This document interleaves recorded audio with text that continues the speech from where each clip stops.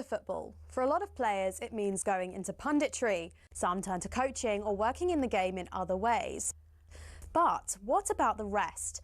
Some former footballers turn their sights away from the game, and there are a few big surprises. First up, from rainbow flicks to pancake flips. Ex-Chelsea and Southampton defender Ken Monku switched up his footballing career to buy a Dutch pancake house. He bought out the shop, which had been his favourite pancake spot as a child, and before long he was mixing the batter and getting behind the stove. Next, Everton legend Thomas Gravesen swapped out the high stakes of the Premier League for those of the poker room. He made over 150 appearances for the Toffees and won the Scottish Premier League with Celtic. Turned out the Danish international was pretty darn good at poker. He racked up a reported £100 million from his Las Vegas adventures. Remember former Chelsea goalkeeper Petr Cech? Turns out football nets weren't the only goals he was pretty handy in front of. After retirement, he became a goaltender in ice hockey. Same skills, very different surface. And he even won a Division 2 title with Guildford Phoenix. For ex-Liverpool centre-back Daniel Agger, it wasn't just fancy footwork that was in his blood. He was also pretty good with his hands. The Denmark international turned to tattoo artistry after he hung up his boots. He'd qualified as a skin artist while at Anfield, and he then became the co-owner of his own tattoo company as well. It's not all glamour for ex-pros, though. 1966 World Cup winner Ray Wilson set up a very different kind of business. He became an undertaker after he retired. Finally, not many people can say they've won both a World Cup and starred in an Oscar-winning film. In fact, there's only one person in the entire world who can say that. Frank Leboeuf, the former Chelsea defender, was part of the 1998 France squad who won the World Cup. He ended up marking Brazil's Ronaldo in the final and helped his side to a 3-0 win. But Leboeuf had already begun acting on the side while he was playing football, and his biggest role came some years after his retirement when he landed the part of a doctor in the Stephen Hawking biopic The Theory of Everything. I embrace the career of acting, so I want to learn more. So seeing lots of movies is a part of my job. To be honest, with all the dramatic diving in the game these days, there's probably tons of ex-pros who've got the acting skills to make it in Hollywood.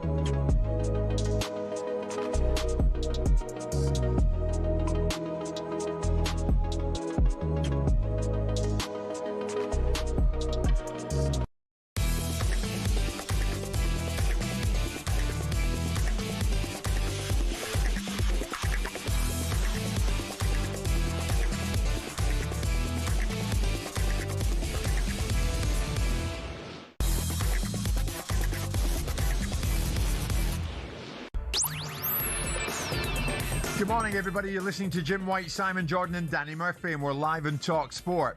So, a third semi-final in 18 months for Enzo Maresca.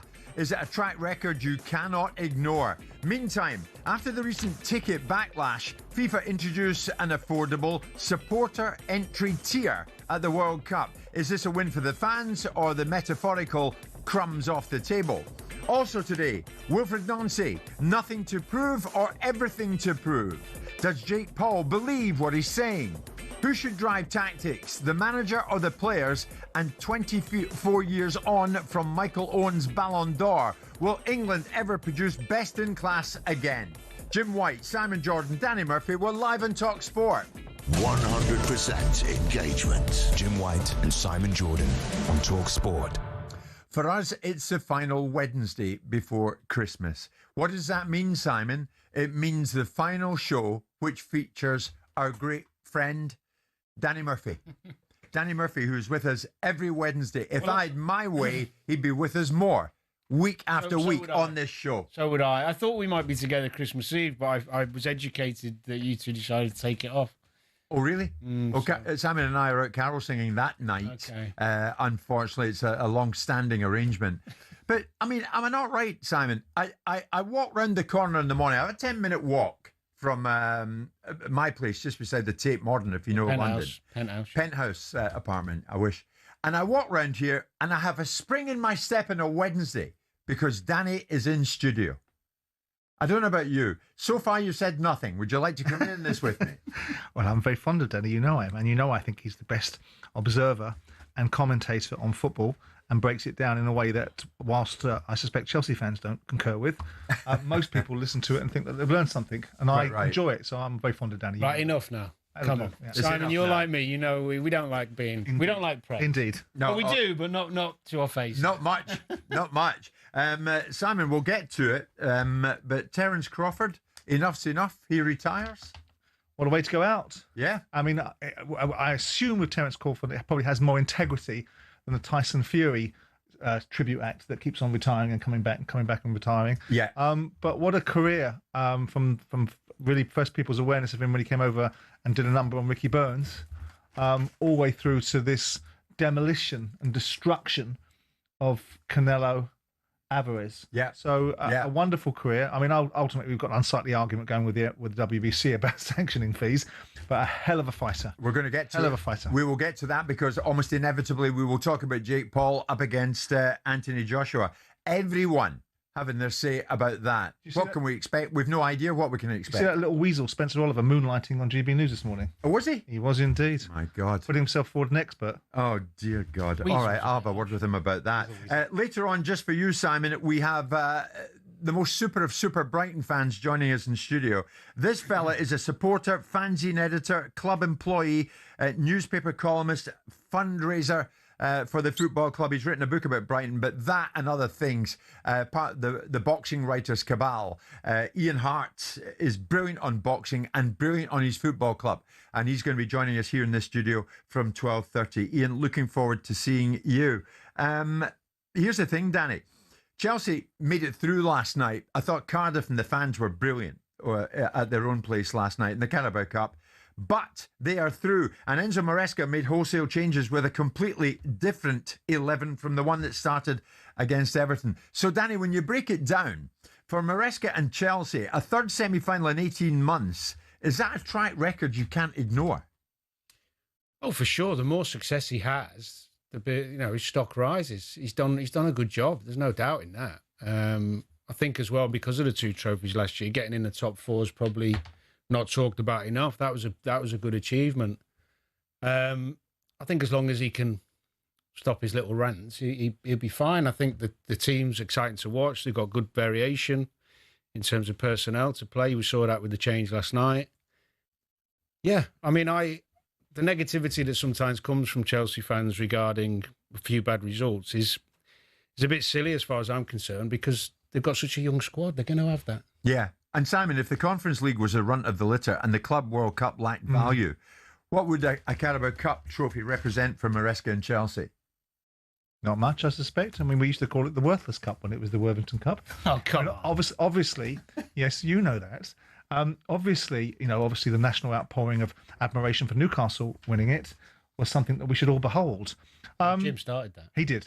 He was the head of that particular... I will still maintain you had to be there to see what it meant to the fans and the football club. We didn't have the same cavalcade of emotion when Palace won the FA Cup, which is a bigger tournament. We did an hour and a half on Palace when you won that. I had to sit in the studio and profess undying love for Newcastle. Otherwise, you and Keown sat there saying what a miserable sod I was. I know you're not one for an eye for detail, but we did an hour. I don't know how you dare. We did an hour and a half on Crystal Palace. You didn't. Winning the FA Cup. You had to be dragged there. I stretched the content. I stretched it and stretched it. For Maresca, what does it mean for Maresca? I don't know. Maresca? Yeah, Maresca. The pronunciation. No problem. Maresca, right? Whatever it is. Leverkusen. I mean, look, the bottom line is he's doing a decent job, but his outburst the other day makes it difficult to give him any latitude.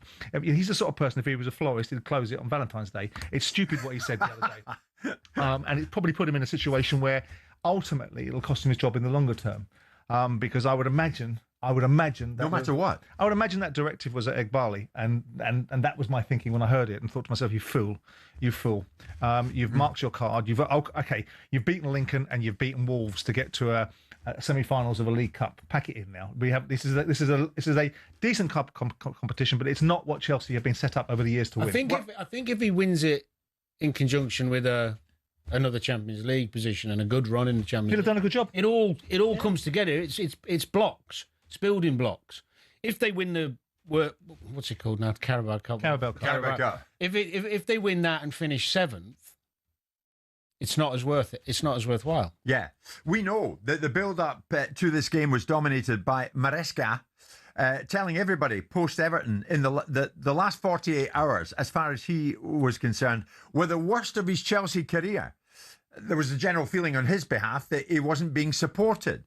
But then, what do you know, he was pushed on that. And predictably, after the Cardiff match, he was asked again about how he felt about this. And they tried to guide him back into what he had said about this lack of support that he'd alluded to over the weekend.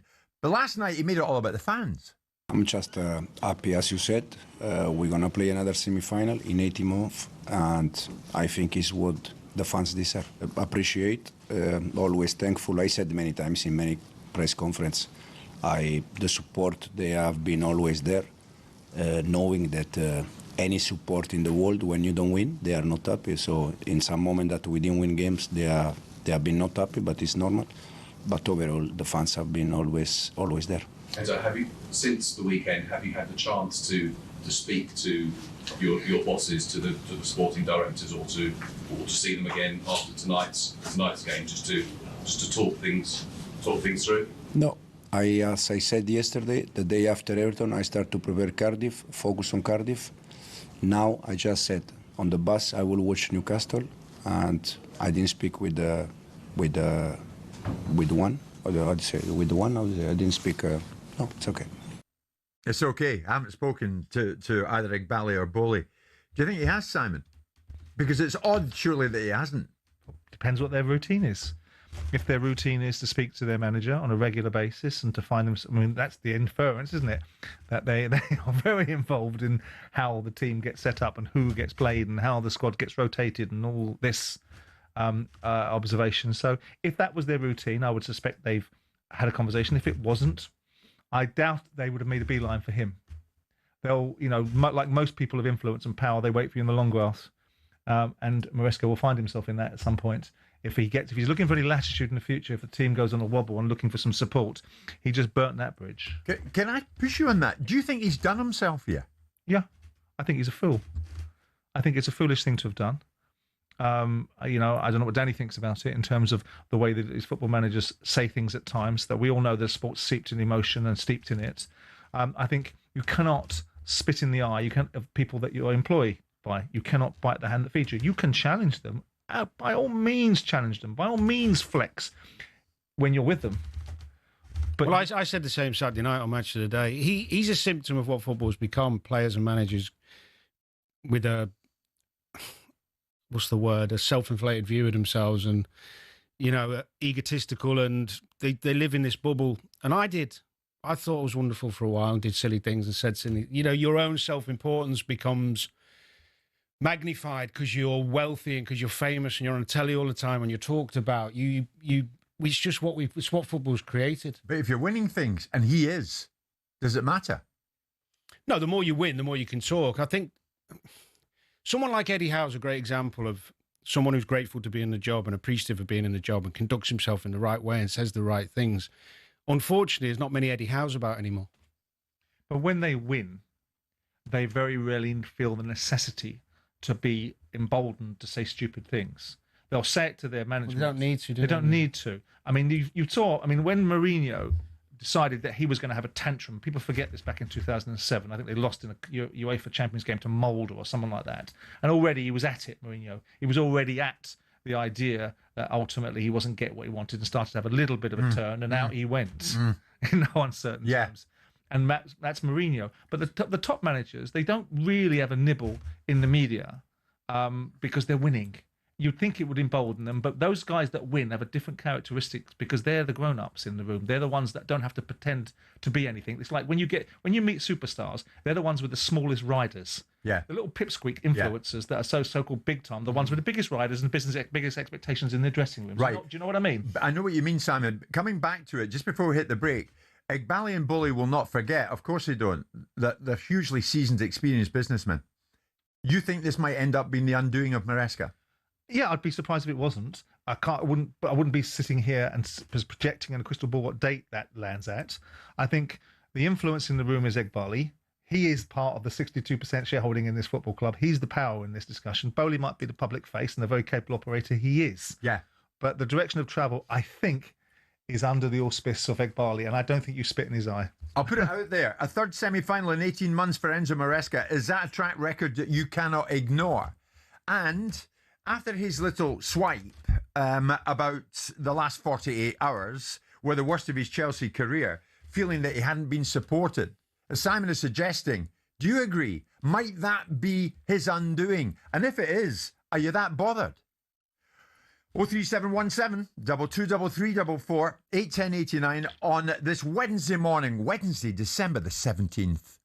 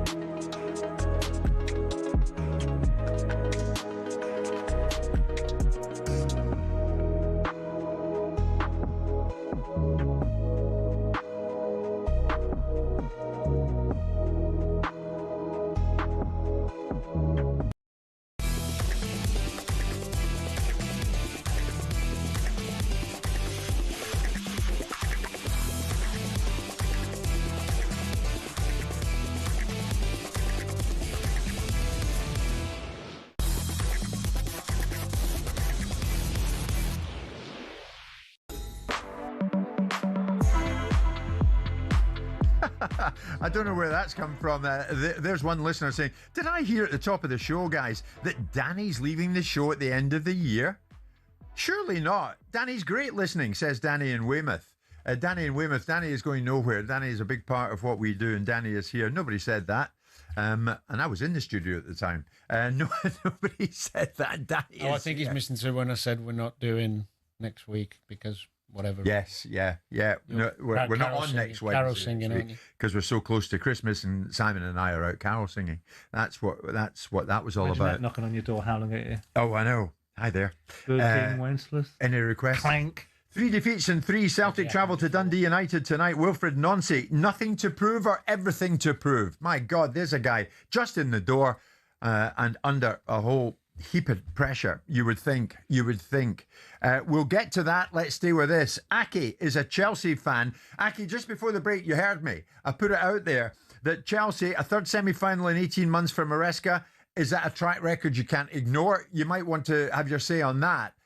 But I want you to have your say in what Maresca has been up to in recent days. One moment saying that the last 48 hours had been the worst of his Chelsea career, and then totally being stum on that and saying nothing more on it. And Simon thinks, for one, that he might have done himself. What do you think? Morning, Jim. Morning, Simon. Morning, Danny. Morning. Just what's happened in the last 48 hours at Chelsea is exactly what these owners, Ekbali and Boyle, brought to the club. Maresca has got every right to express his views and say how he feels. He's giving 100%. He's passionate for the club. He got us in the Champions League. His track record, he earned his right to speak. But what we got at Chelsea, since those two owners took over, is absolutely shambles of recruitment, and the way they do things the last 4 years, it's been absolutely horrendous. We have Pochettino, he part ways because he disagreed with him. Now we got Maresca. He's trying to speak and say his views, and hopefully they will listen to him so he could take Chelsea to the next level. But the owners, they don't want to listen. And that's exactly what's happening now. And the Chelsea fans fed up with Ekbali and Top Boyle. But Aki, under Boyle and Ekbali, you're in a third semi-final in 18 months, and you won the Club World Cup. Yeah, but what? The way they do things, we will never win the Premier League or the Champions League under these current owners. They're signing young, unexperienced players.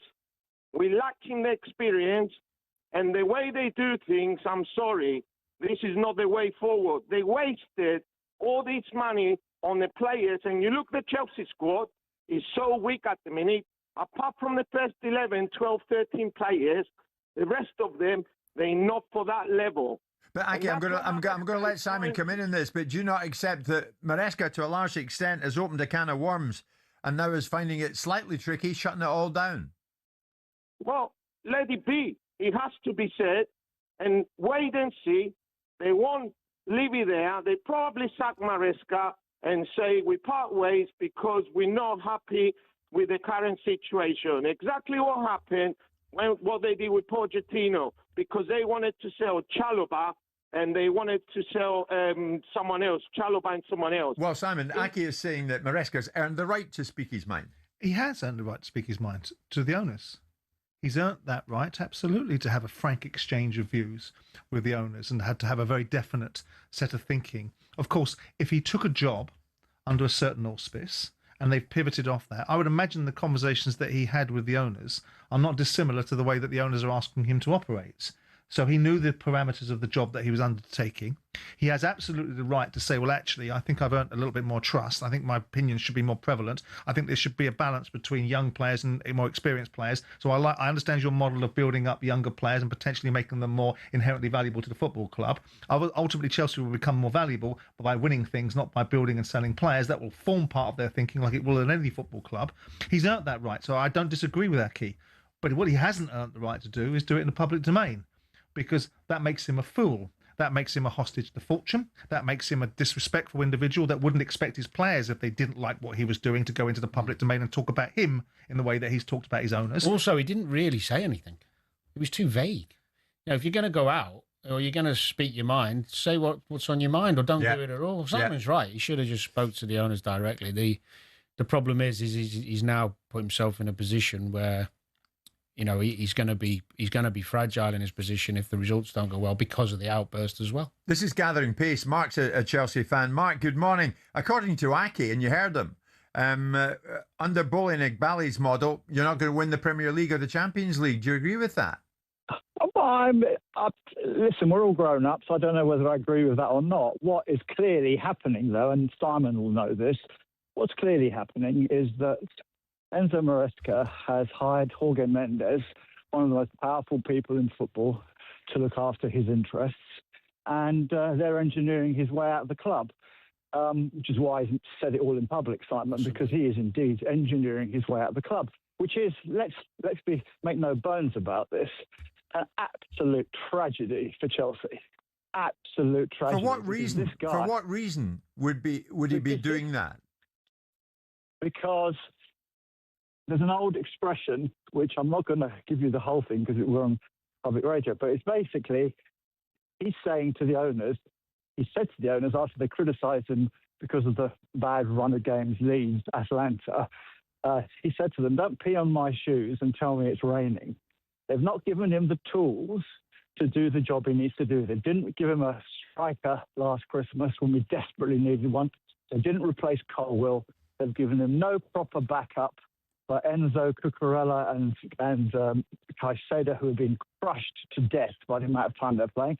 And he can't do the job they're telling him to do. That's fine. He's doing his best. But when they come to him and criticise him and say, this is not good enough, he's had enough. So he's out. Mendes has clearly got a bunch of serious offers for him from other European clubs, from big European clubs, and he's gone. And that's an absolute tragedy because he is, in the words of many top pundits, among the very best managers in the world. And it's a disaster because now we're going to get some other schlepper who just do what these Brighton sports directors tell him to do. Mark, just before you leave us, Simon said the other day, I think I'm right, mate, that Maresca doesn't get anywhere better than Chelsea. Well, it's difficult to see. So if he's engineering his way out, where is that? Whether Jorge Mendes is able to work the Oracle is debatable. Madrid. And again, I don't see him. I mean, obviously Madrid and Alonso is a challenging position, but I don't look at Maresca in the same way that the caller does. No, I think he's done a decent job. I don't look at the observations in the same way, not because I can't move from my position because I've got my own viewpoint and I can't move from it. I think there's a decent squad there. I think there's a decent group of players. I think that ultimately there may be some observations they could have done things better at certain times, but you name me an ownership model that couldn't do things better, and I'll name one that's never tried anything. Yeah. They've bought centre forwards. They've got an embarrassment of riches. Maresca's been given a huge opportunity. His credentials were to get a highly paid group of Leicester players back into the Premier League and then be given an opportunity at Chelsea. And if he was given the opportunity under the auspice and under the caveats that is the way they run the football club, he kind of has no business moving away from the blueprint that he must have been given when he took the job. Mark, finish us off for us then. Final point from you, Mark. On you go. Simon, I hear you and I love you, but let's not be silly. You're representing the owners. I'm representing the fans. What you're saying is absolute nonsense. Of course, he took the job with open eyes and knew what the parameters were. Yep. And he felt that he was going to be good enough and clever enough to change their view. To do so. Exactly. Yeah, no, I hear that. I hear that too, Mark. But I'm not able to do it. He hasn't been able to do it, and now he's out. My guess is Juventus. I'm not, and that might be. You might well be an educated point of view. I'm not representing the owners. What I'm doing is giving a different point of view, having been one. Because you can represent talking about the fan. I can talk about being a fan. I can also talk about being an owner, and it gives a different balance to the conversation. But I don't disagree with some of the thinking. I just think Maresca is a fool for operating the way he did. I think also as well, although you might be right, the reality is, even if he walked into another job of a big club, he's not going to have the same tools he's got at Chelsea. They've got a hell of a squad. Yes, it's inexperienced, but he's more or less, apart from a little bit imbalanced defensively and cover at centre-half. Yeah. You know, he's saying there's no cover in midfield. I mean, they spent 50 million on Lavia. Well, watch this space. If the caller if the caller's insight is right, then we'll see him land at Juventus. We'll see, won't we? We'll watch it. We'll watch it closely. But bear in mind, a third semi-final in 18 months for Maresca and Chelsea. And right now, before they head to Newcastle on Saturday, they're sitting fourth in the Premier League. We shall see. 10:30 this Wednesday morning, and we're live in talkSPORT with Selco, where the trade goes.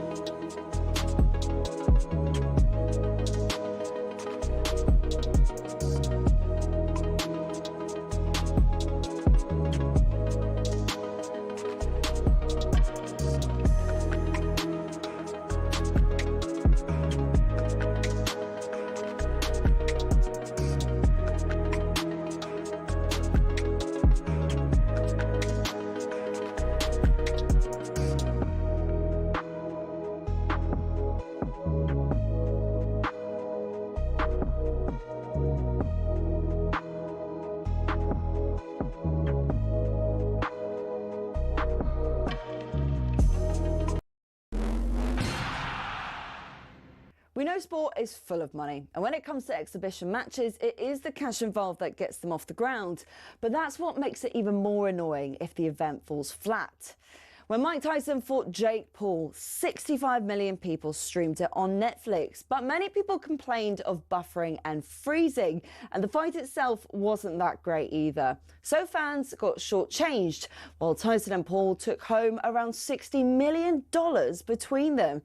Another one with a huge prize pot was Tiger versus Phil in 2018. That had £9 million. But again, the pay-per-view had streaming issues.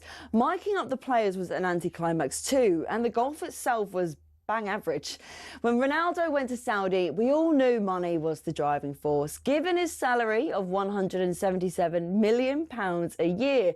But then they thought, let's get Messi over for a game. So we had PSG versus the Riyadh All-Stars. Both the GOATs were past their best, but PSG still lined their pockets, charging fans a few pounds to watch it on their official channels. Although it wasn't quite as bad as the 75 quid pay-per-view where Mayweather fought McGregor. I feel like what we really need is constantly high-quality action delivered to you for free. And that, my friends, is called talkSPORT.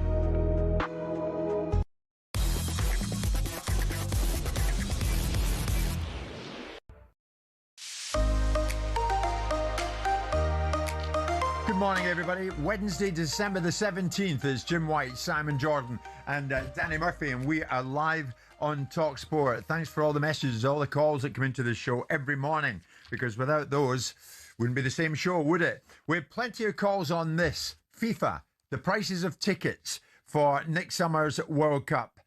And amidst this backlash over ticket prices, and it was a fiery old backlash, FIFA, what do you know, has announced the introduction of a supporter entry tier, and in that area tickets would cost £45 for each game at the tournament.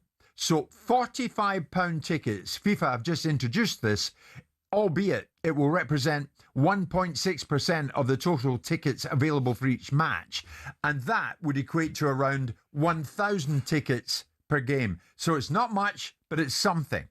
With most of the World Cup stadiums in the US, Canada and Mexico, remember, holding more than £60,000. The rest of the categories and the prices, and some of them are more than hefty, remain unchanged. But now we've got 1,000 tickets per game coming in at 45 quid. Simon, have FIFA been forced into a partial climb down here? I don't know whether it was an initiative that they were going to do or whether they've been forced into it. It doesn't really matter. The fans have got some degree of opportunity to watch the world's biggest football tournament at a price that they will find a bit more palatable. I'm sort of empathetic to both sides of the argument. What? I'm empathetic to both sides of the argument. I understand why football fans want to pay as little as they possibly can. Of course. And I understand why FIFA want to charge as much as they possibly can. Yeah, not to the point of obscenity. Well, it depends what you think is obscene. It depends whether you think that the greatest football show on earth that has scarcity at its centre, that gets played once every 4 years, playing in the most capitalist country in the world, with the proceeds supposedly going for the well-being of football, is an atrocity. I don't, because I'm a commercial animal. £3,000 for the cheapest ticket for the final, I think, is borderline obscene. This 7 times higher than in Qatar. Here, but as we discussed yesterday, we know that the motivations for the Qatar World Cup were slightly different. They had a different agenda attached to them, which was utilising sport for different reasons. They've been forced into this here. And this is a climb down. And they may well do. Of course they have. And they may well do. They may well be put into a position where they've reacted, as most organisations should do to some extent, when there's an inherent level of imbalance in some of the outcome. I accept that. But this is a commercial proposition. It's at its centre, and whilst we don't trust FIFA, and they are an opaque an organisation, and people like Fair Square that came on and hold them to account are useful pressure groups that keep them honest, quote unquote. There is a capitalist nature of sport which drives its undercurrent, which is all about economics. The players are the predominant beneficiaries of it. And ultimately, FIFA's function in life is to redirect all its finances into the well-being of the development of the game. And that's what their blueprint is. And there was no secret to this. This blueprint, this argument is coming out now about the bid document. It's a funny little argument because I remember Donald Trump saying when he went for this World Cup and convincing FIFA that they would get 15 billion out of it. Now, this was 5 years ago. So there's no surprise. It had to be underpinned by something. Yeah. And some of that would be ticket pricing. They've decided here, Simon, to come in and offer a few crumbs off the table because of the backlash they were getting. Maybe. But the problem is, Jim, is what do we think it will do? It'll offer out 100,000 tickets out of the 6.5 million tickets that are available. And it'll be what it'll be. And you might get a little bit more of a concession. You might get another 100,000 out of them. You might get another 200,000 out of them. Yeah. But their predominant motivation, is, I think that if you watch elite sport, it comes with an elite price tag. I'm sorry, but you don't have a God-given right. There's 9 billion people on this planet, of which 7 billion are football fans. There's only 65,000 seats available for the World Cup final. It comes at a price point that even I wouldn't pay, irrespective. Because people say, oh, you got a few quid, you can say that. No, I wouldn't pay for it. I sent my father all the way through, God rest his soul, to the World Cup final in 2002. And I know what I paid, and it was bloody expensive 23 years ago. So let's not lose sight of the fact that the World Cup final was one of those rare occasions in the pantheon of football matches that most people in the world can't see and can't afford to see. It is a scandal, but the problem is, while people pay it and fill the stadiums, the greed won't stop. And that's, you know, I mean, it's, I don't know, you can compare. Where is the greed? Well, the greed by anybody. It's like people, you know, the flights on school holidays to go on holiday, all of a sudden, it's the same principle. But again, then you could... You're right, Danny, they ramp them up. Yeah, but hold on. That's the capitalist society we live in. What's the alternative? Whilst I agree in principle, because I've got children at school and it infuriates me, right? And surge pricing is a phenomenon. What do you want then? Average pricing during the whole year, or very cheap pricing when you want to fly and it's cheaper, and then more expensive flying when there's a surge for average all year. So then you pay the same net price. The fact though that, Simon, that FIFA have had to come in here and do this, I think it's crumbs off the table, but it's something. 45 quid, 1,000 tickets per game at 45 quid. It's a gesture. It's Keir Starmer, I think, is right. I welcome FIFA's announcement of some lower-priced fans' tickets, but as someone who used to save up for England tickets, and there are many people... Here we go, the son of a toolmaker. There are many people listening to this show this morning out there, and if you want to call in and tell me I'm right or tell me I'm wrong, please do. Many people at the moment have been saving up and still are saving up to get themselves over to the States next year, and it's their dream to go to on a one-off basis to see a World Cup match. And Starmer is saying, I encourage FIFA to do more to make tickets more affordable. Well, given he's the biggest dream killer. Because they have an absolute obligation to do that, in my view. It's their tournament. Yeah. It's the biggest tournament in town. Yeah. It's going to be bigger and better than ever. Yeah. They build it up and build it up and build it up. And the man in the street thinks, geez, I'd love to go to that. And is saving up for it. And he deserves to be there. Out of curiosity, and I don't disagree with any of that because it's a nice little emotive plea. But I also look at the reality of a country that's underfunded in its grassroots football, and the individual federations getting huge amounts of money being donated to them by FIFA as a result of the World Cup. If I'm a person that wants my kid to play on 4G pitches and be able to have the facilities that this country, by the way, should have as a matter of course, and it gets it from World Cup levies, I'll tell you what. I'll accept the bigger picture for my little dream to go to the World Cup rather than having my son and the next generation of young people in this country having the kind of facilities they should have anyway. But why is it suddenly 7 times more expensive to fund the game than it was 4 years ago? Why do you think? I'm asking you. You're the one that knows all about the numbers and the figures. But why do you think it is? Because it's not a difficult question. Because the cost of football has become so exorbitant in terms of what people expect to get from it, what the beneficiaries of the game expect to charge for being participants in it, what the cost implications of running football clubs are, what the infrastructure costs of football has now become because everyone sees it as a commercial opportunity. So all of those things, in the same way, is why do we have inflation? Why would it cost Daniel Levy £1 billion to build a stadium in London that will now probably cost him £3 billion if he's building it now? It's the nature of the beast. The cost implications of things spiral. FIFA, this is an unashamed financial grab. Now, the question is it greed? Unashamed financial grab on FIFA's part? Of course. But here's the question. I'm glad you said that. Of course it is. Yeah. It's capitalism. And Unashamed. Why should it be ashamed? So they have They're no not hiding shame. it. They're So not, they have no shame. They're not. No, do they? Let me finish the sentence. When we talk about greed, who's the greedy people? Where's the money going? If the money isn't finding its way in the not-for-profit structuring that the FIFA is supposed to be, which is why people like Fair Square come up and keep them honest, make sure that they're doing their jobs and make sure the money is distributed properly. If Gianni Infantino is drawing £50 million a year salary and getting all the benefits of it, and all the cronies in FIFA are getting benefits left, right and centre, and the game isn't benefiting, then let's put the greed moniker on it. It's like when football club owners charge more money for it and their football club is losing £25 million a year. Who's greedy? I get Well, what hold you're on. saying. You and I, we've all been to tournaments, and I've been to many now. And when FIFA roll into town, the places they stay, the way they live their life when they're rolling around. They're not going to stay in a Premier League. No, but there's a balance. They say that it's like the royal families arrive. Oh, so when the BBC or anyone else goes to different places, they don't rent nice hotels on taxpayers' money. In comparison to FIFA, you're having a laugh.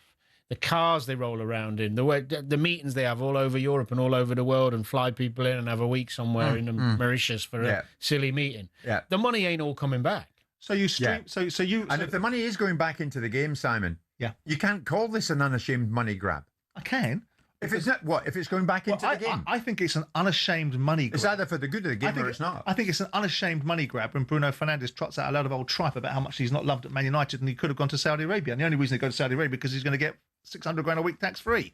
I think there's a whole raft of things that are unashamed money grabs. It's all about money. Tragically, everything we do from going into Iraq 25 years ago was about money and the protection of oil. So money drives everything, and football will be no different, except it's the people's game whilst the players are flying around the world in private jets. So do we brace ourselves? Is this coming to a Premier League ground near you anytime soon?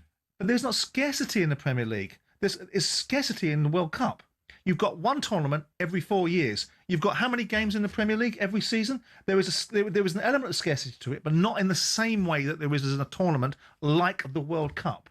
It's an opportunity, a license to print money. You don't think these capitalist club owners will be looking at this thinking, this is a pricing a pricing model that we... It's spreading to a degree, Jim, Simon, because I was at the Cuts. I mean, even, Fulham, a club that I love, that new stand... I was speaking to a couple of people there who have, tickets in the Aviga Lounge. They're 900 quid per game. 900 quid.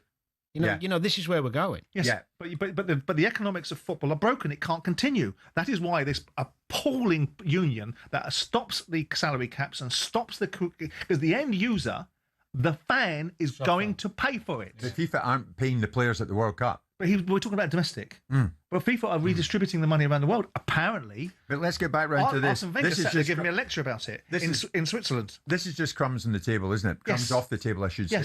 45 quid a hit, 1,000 tickets per game. Yes. That's a start, FIFA, isn't it? That's a start. Yeah. Come back to us next week and do more. But no? Well, I mean, that's nice, and it's nice little lefty thinking. But the reality of the world is that ultimately... It's logical thinking. It's not. They can still have their £7 grand ticket for the final for the most important scene. Jim, think about it. If you can sell 6.5 million tickets all day, every day of the week and twice on Sunday, that's what you're going to do. You're not going to sit there and go, well, I feel like my moral obligation is that I must give away more fans, more tickets. It doesn't work that way. Doesn't mean you should.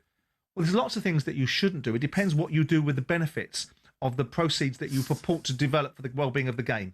If the game is at the centre of it, and I take Danny's point, but that's crumbs off the table as well. If you cut the budget of them staying in nice hotels and driving nice cars, you might cut 10 or 15 million of the fat out there. This is a 15 billion transaction, not a 15 million one. Yeah, so what you're saying is the more money they make, the more is going to filter down, even if it all doesn't filter down. But that is the principle of FIFA. Yeah. That's what their job is. Well, Wenger's probably getting a couple of million salary for doing very well. Wenger wanted 2 World Cups every 2 years.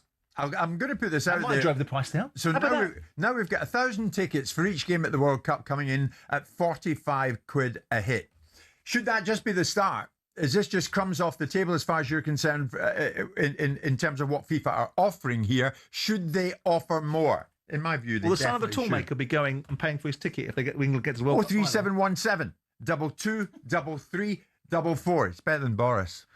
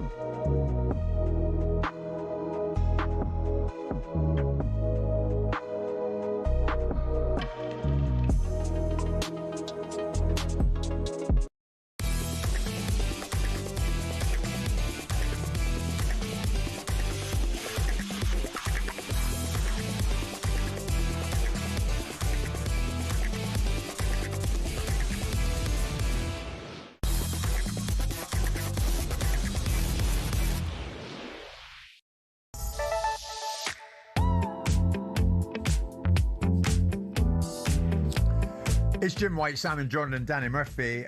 Simon in Fine Fettle, as always. Of course, we slightly ran over there. I couldn't get to the commercial break because I was locking horns with Mr. Jordan in the last part, as you probably heard. Now we know that FIFA, to some extent, are trying to make amends for this ticket fiasco amidst a backlash over ticket prices for the World Cup. And what do you know? They've come in with 45 quid a head.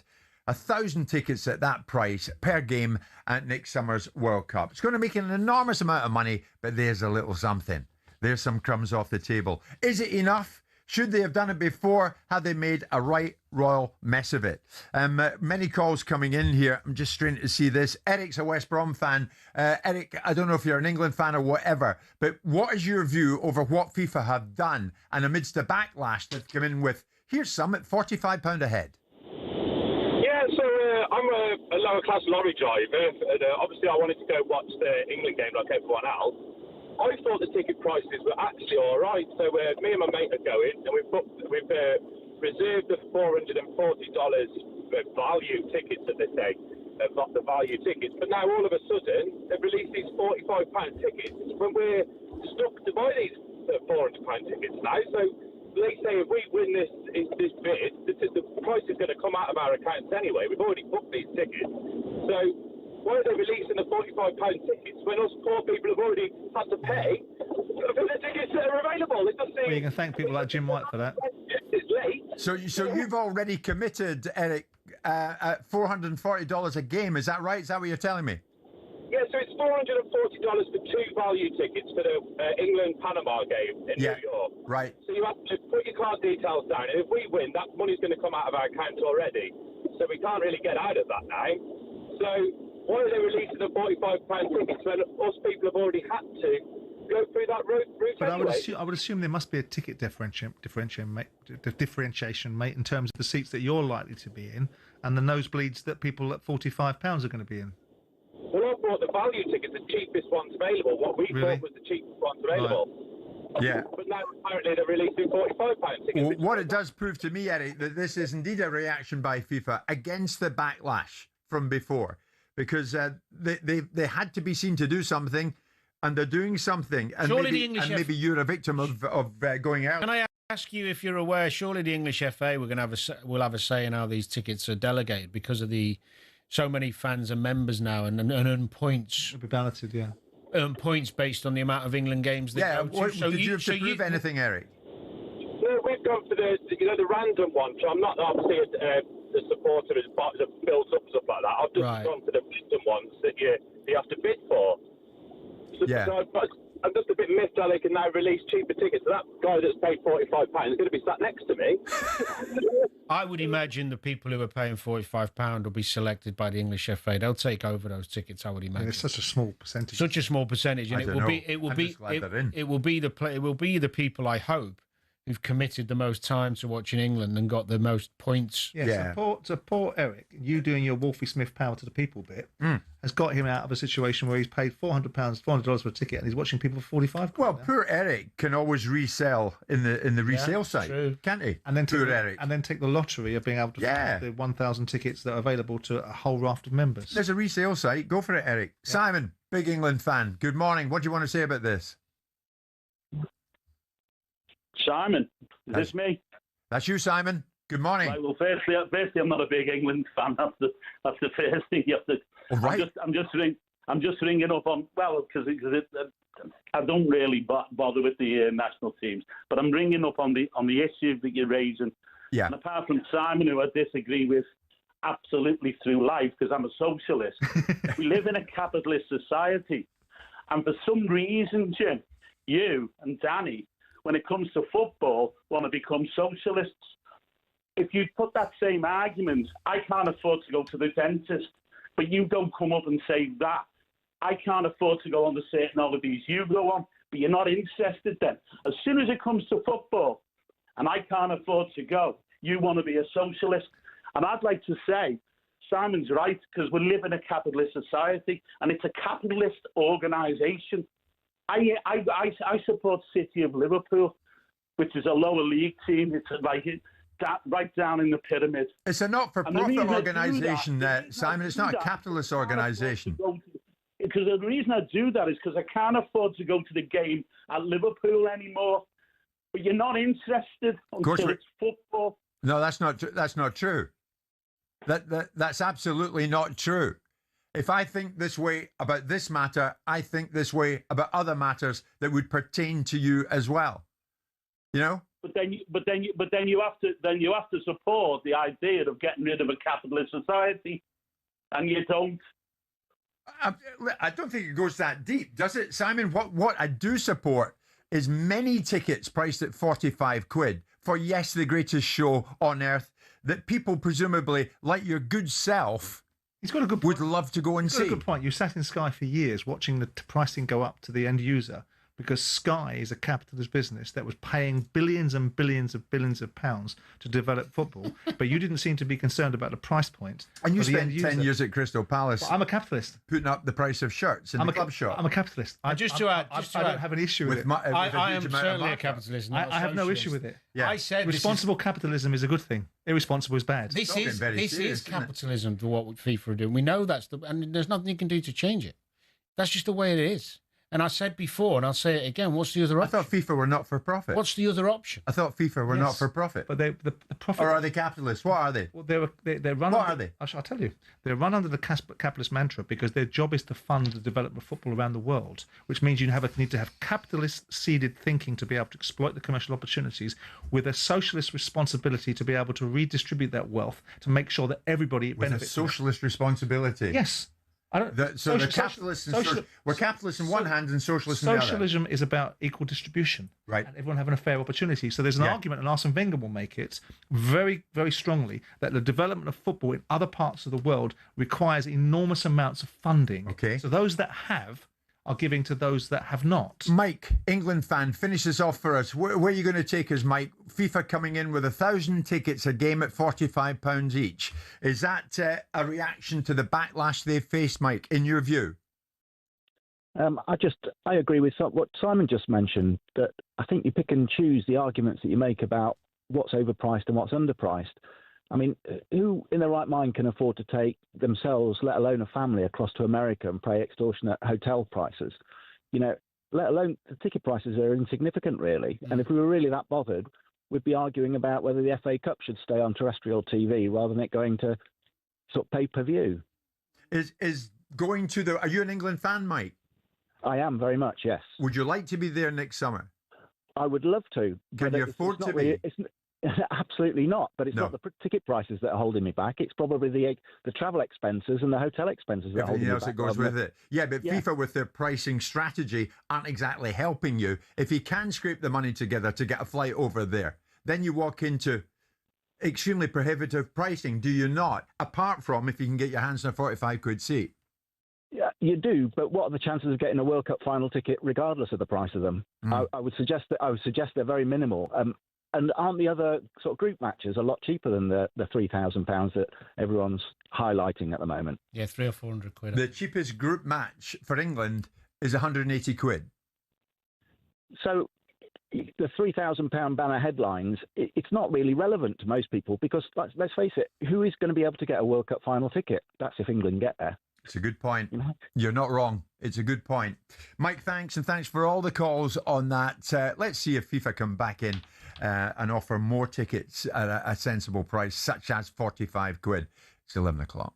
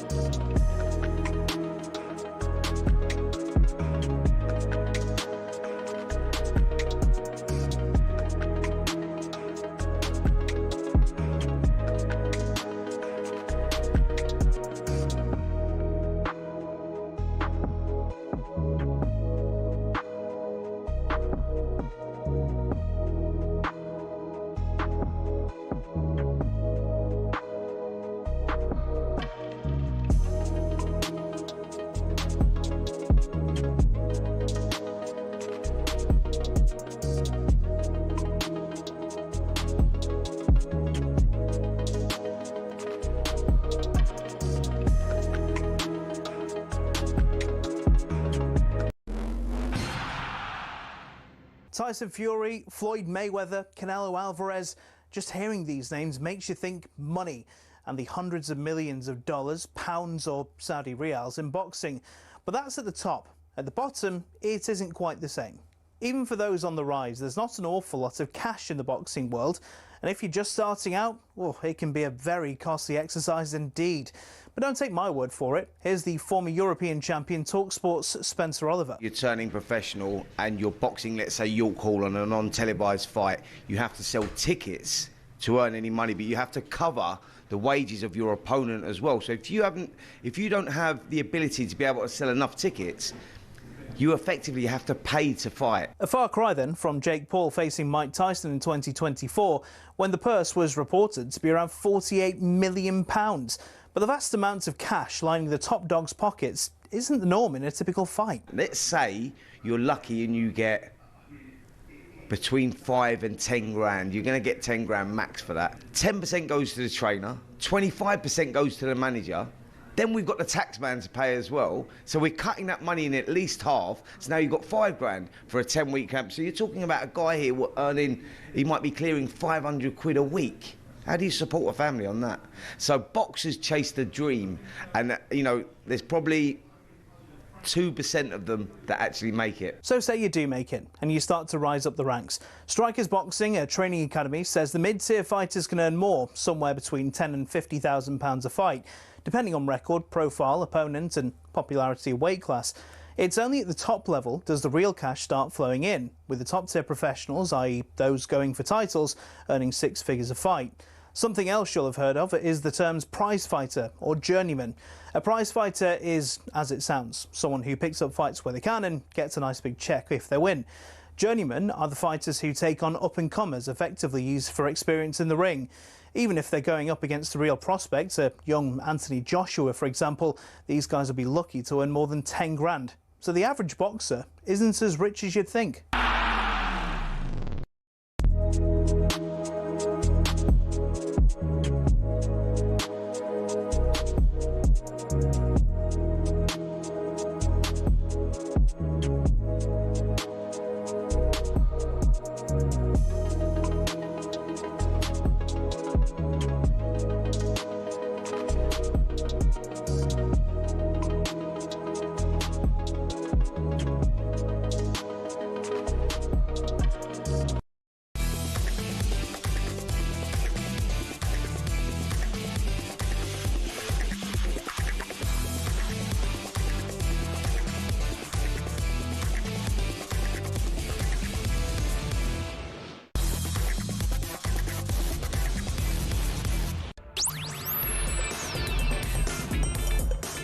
Good morning, everybody. 7 minutes past 11 o'clock. It's Jim White, it's Simon Jordan, and it's Danny Murphy, and we are live on talkSPORT.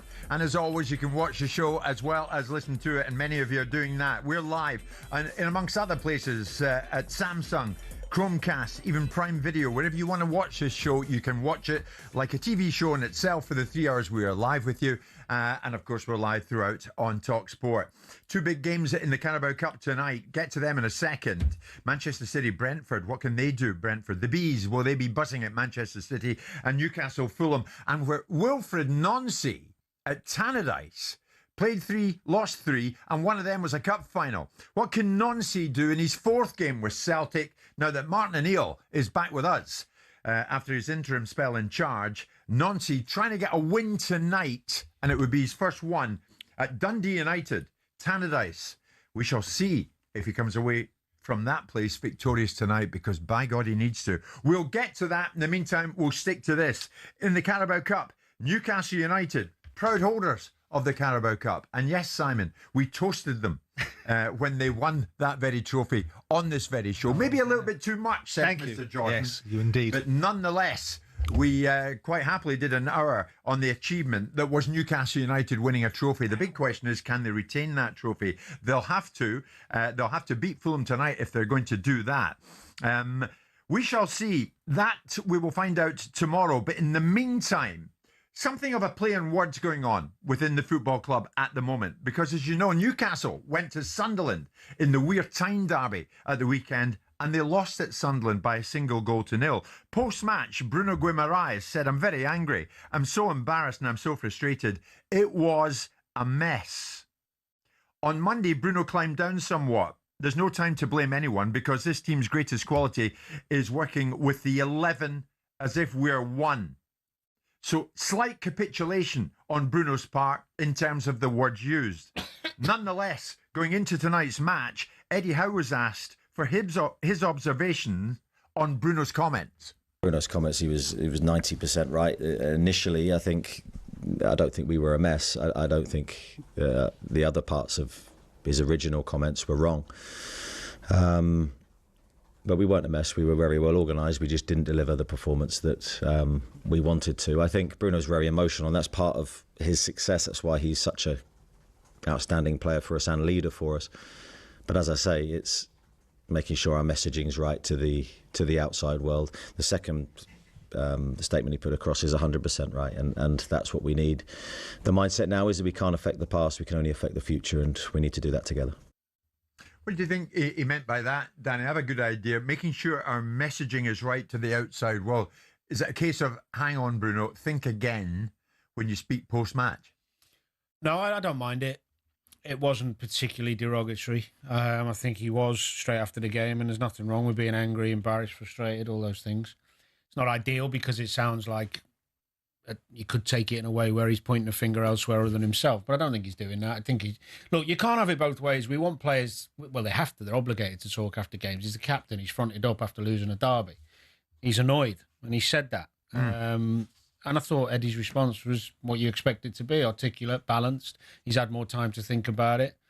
You can't go through life managing a top Premier League club without some of your players sometimes saying things that aren't ideal for you. But I don't think there's much damage done. I don't think it's something that's going to cause any ongoing problems. And there should be a response tonight. The performance was poor from a creative point of view. It was lacking.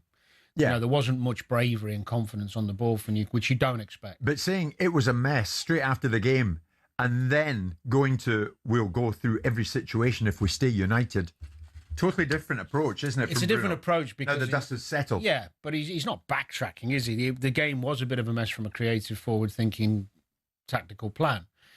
Defensively, they were okay. They didn't concede loads of chances. The reality is he's had a bit of time to think of it. He's thinking now moving forward, what can I say that's going to be more productive and beneficial? There's storm in the teacup, really, for me. Eddie then got on to another topic, Simon. That topic was mentality. Have a listen. For me, it's our preparation. For me, it's making sure when you've got a job to do at a set play and you're defending a corner, you've done the practice, but you take on the seriousness of your role and responsibility and you deliver it. That for me is mentality. Mentality is how you prepare. It's how professional you are. It's how hard you work at your game. All these things. And it's knowing your responsibilities as a teammate to deliver your best and be as consistent as you can and leave it all on the pitch. Talking off the pitch in changing rooms, for me, is important, but it pales to insignificance against your will to prepare and be a really good professional. For me, that's mentality. And if that's being questioned, then we need to make sure the players are aware of those, or aware of my thoughts. When you enter a game, as you say, you want your players to go onto the pitch and give it absolutely everything they have within their soul and their body to get a positive result. And for me, that's the only thing I ever ask a player to do. Then I back their abilities once they go onto the pitch with that mindset to deliver a really good performance. And there's been a few times this season where I've left a game unsure on that, and that, going back to George's point on mentality, that's mentality.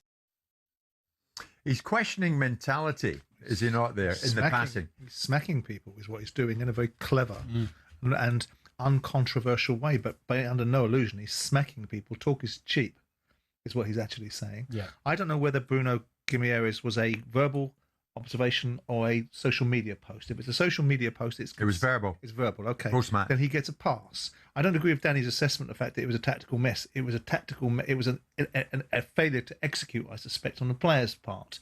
rather than necessarily maybe tactical is the wrong word, but from Eddie Howe, and that's what Eddie would have pushed back against, because nobody wants to hear a team, especially least of all its manager, being described as a mess.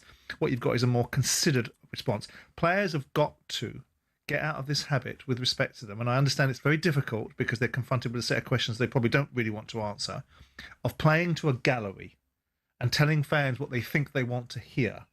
And playing the narratives out, or we've let them down. Pedro Porro seems to be a master at this. Yeah, that's very different from what he said here. Porro's was a joke. Yes, I know. He's wagging his finger at the fans, but he's now done another quote about how wonderful the fans were and how much he appreciates them because of the performance the Spurs put it away against a team the other day. So the bottom line is players are in a difficult position because the need for content creates questions that they can only answer in one way, which is really to be not so much self-effacing, but to be judgmental of their own performances and judgmental of the team's performances, and find a way to try and give the fans a crumb of comfort that actually it was just crap. We weren't at it. We let ourselves down, and we won't do it again. And it's an unfortunate phenomenon of the need to fill content that players are now playing to a gallery and saying certain things.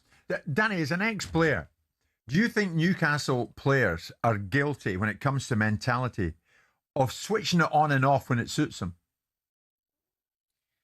Not necessarily. I think because they switched off at Sunderland, didn't they? Well, there's a big. It was an unrecognisable Newcastle performance. Creatively, they have struggled away from home. Massive derby. They lost the game by an own goal, and Sunderland haven't lost at home to anybody. There's a big difference between really good mentality and really good quality. If you've got someone who's got both. If you've got 11 players who've got a really good quality and mentality against 11 players who've just got a really good mentality, the mentality's never overtaken the mentality match with quality. Great mentality is sometimes just having really good quality and being able to use it. Is it the precinct of bigger clubs that are steeped in a culture of winning and knowing that each game has a reputational damage perspective to it, or a club like Newcastle that's trying to advance itself to an elite club? I think you're doesn't right have that mentality. I think you're on that, Simon, there, because mentality doesn't feature when Newcastle play away from home. The right mentality. They've only won once away from home, and that's why Eddie's saying, I left the game unsure on that, and that's part of it. Mentality. There have been a few times this season when I've left the game, I'm unsure that they've got the right mentality. See, I'm a big believer in really strong mentality coming with quality. You can have the best mentality and still lose all your away games. Now, is the same Newcastle appearing away from home than it does at home? The results tell you no. Precisely. But it's easier to play at home. So is that a strong mentality, or is just your quality not good enough to cope with? I think it's a bit of both. But if they've got the quality, if you've ever got the quality or you haven't, it can't just suddenly appear because you're playing at home. You either have the technical ability and the quality on the ball. Because quality is football IQ and intelligence. That's quality, not just technical. No, because the best players do it everywhere. So that's your IQ and that quality that comes. So it's their mentality still goes into the game the same way. They've prepped the same. So what is the mentality? Okay, then let's superimpose this over Liverpool. The quality of players that Liverpool have got and the stink fest that we've watched over the last 6 weeks.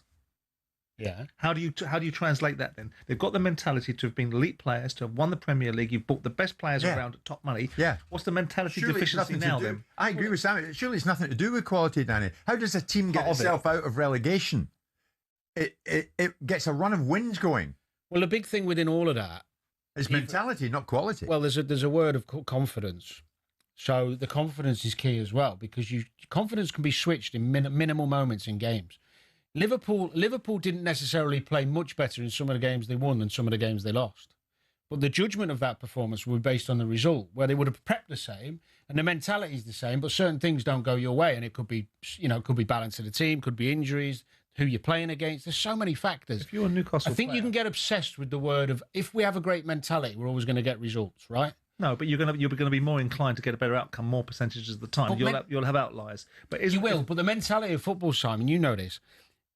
A lot of good individuals who are all good mentally create a good collective mentally. Yes. And if a few of them are off, so you could have 4 of them away from home who aren't quite at it because they're not got that elite mentality or that quality to match, and then you're losing games away and losing by the odd goal. And winning by the odd goal at home. The difference is so small. Right. I think your biggest indicator of a really good mentality is the physical output for most people, but the quality is key. But the interesting thing for Eddie is if I'm in that dressing room and I was paying attention to what my manager was saying, I would be wondering who he's directing it at and be slightly concerned about the future, because Eddie will have to be saying, because he's been there 3.5 years, and by the way, he doesn't get a pass on the mentality side of things, because it's upon him to create, in part, that culture where people understand that their mentality needs to be switched on dawn till dusk. And if he hasn't got that in his dressing room 3.5 years into a build out, there's some fault with Eddie there. And exactly. So is there just quickly, is there also a responsibility on the manager to create a different plan away from home? Well, tonight they're at home, and let's concentrate on that. Newcastle Fulham in the Carabao Cup, and it's live in talkSPORT 2.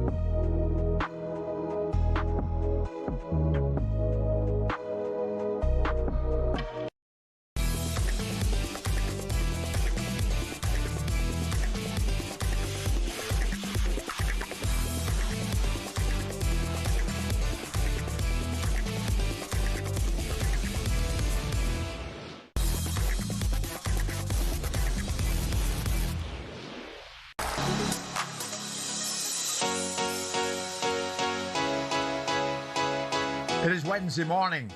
Jim White, Simon Jordan, Danny Murphy. Danny, you're such a popular guy in this show. I tell you, some of the messages coming in.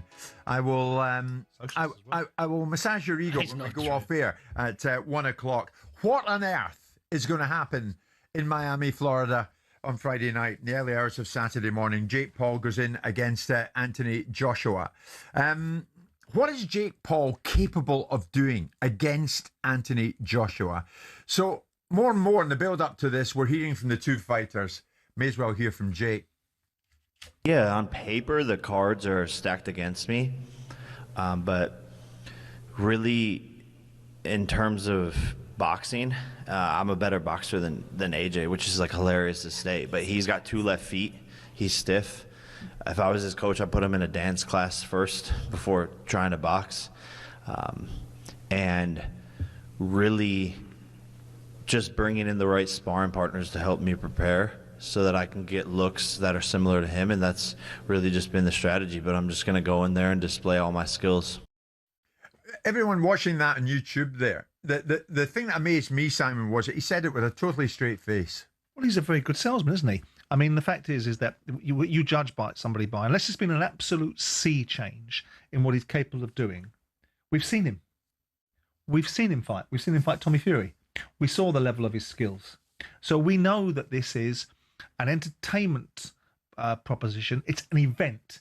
It's not a serious boxing fight. It's only serious because Anthony Joshua has such a huge reputation. It's only serious because of the scale of money that's available to these two protagonists. Other than that, the way it plays out is Jake Paul gets knocked out. I would suspect he gets knocked out or stopped in the most harmless way, in terms of maybe he gets a body punch which takes him out and he doesn't get headhunted by Anthony Joshua, because if he gets hit by a shot that hit Francis Ngannou, he's going to get hurt. Yeah. No two ways about it. But it's not scripted. It's not scripted. I don't think it's scripted, but people are. But you're making it sound there that maybe get hurt. It is slightly scripted. No, I think it's an inevitability about what the outcome is likely to be. I think Anthony Joshua. Every other fight is scripted. There's a jeopardy. There's a jeopardy that the top fights. If Anthony Joshua, and I can't inhabit the mind of an elite boxer, but I'm going to try and have an attempt at, having spoken to a lot of them recently on Talk Boxing, is that when you're fighting Daniel Dubois and Alexander Usyk, you are on high alert. The only thing that Anthony Joshua is on high alert about at this moment in time is his reputation if it takes too long to get rid of this twerp. But the actual jeopardy for him in terms of the damage he's likely to... He knows if Daniel Dubois hits him, he's in trouble, and he felt it and he knew it. He knew that if Alexander Usyk got into a rhythm, he was going to get his head boxed off.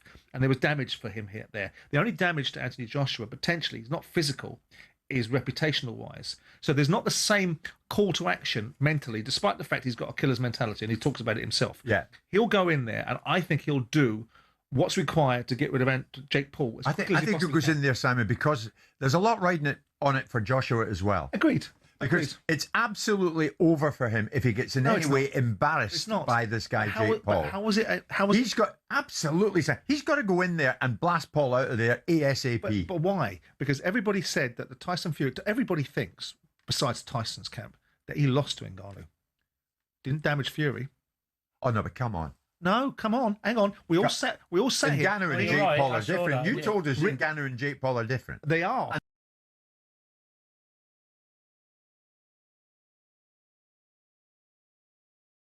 Respect. And so with that in mind, if Anthony Joshua doesn't quite do what people think, do you think it will stop him fighting Tyson Fury? Do you think it will stop them paying hundreds of millions of pounds to see him? I think Joshua would be an absolute laughingstock if he doesn't seriously do a job on Paul. But he will. In minutes. No, but in the first round. If Jake Paul has suddenly turned into Wile E. Coyote and can run around the ring for 3 minutes and keep out of the way, I don't think he can. I don't think he's got the footwork or the ability. He talks about Anthony Joshua having 2 left feet. You know, well, he's the Douglas Bader of boxing.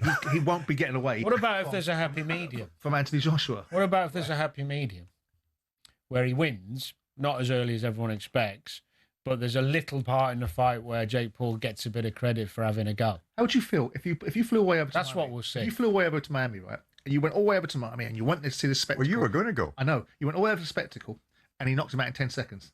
You'd be like, what have I come here for? He's not going to do that. But that's what he wants. He'll be paid extra. That's what he wants. And if he doesn't do that, if Anthony Joshua doesn't do that, then he's a discredit to himself. I don't want it. I don't want it. But that is surely what must happen from Joshua's point. Surely at some point we want to see.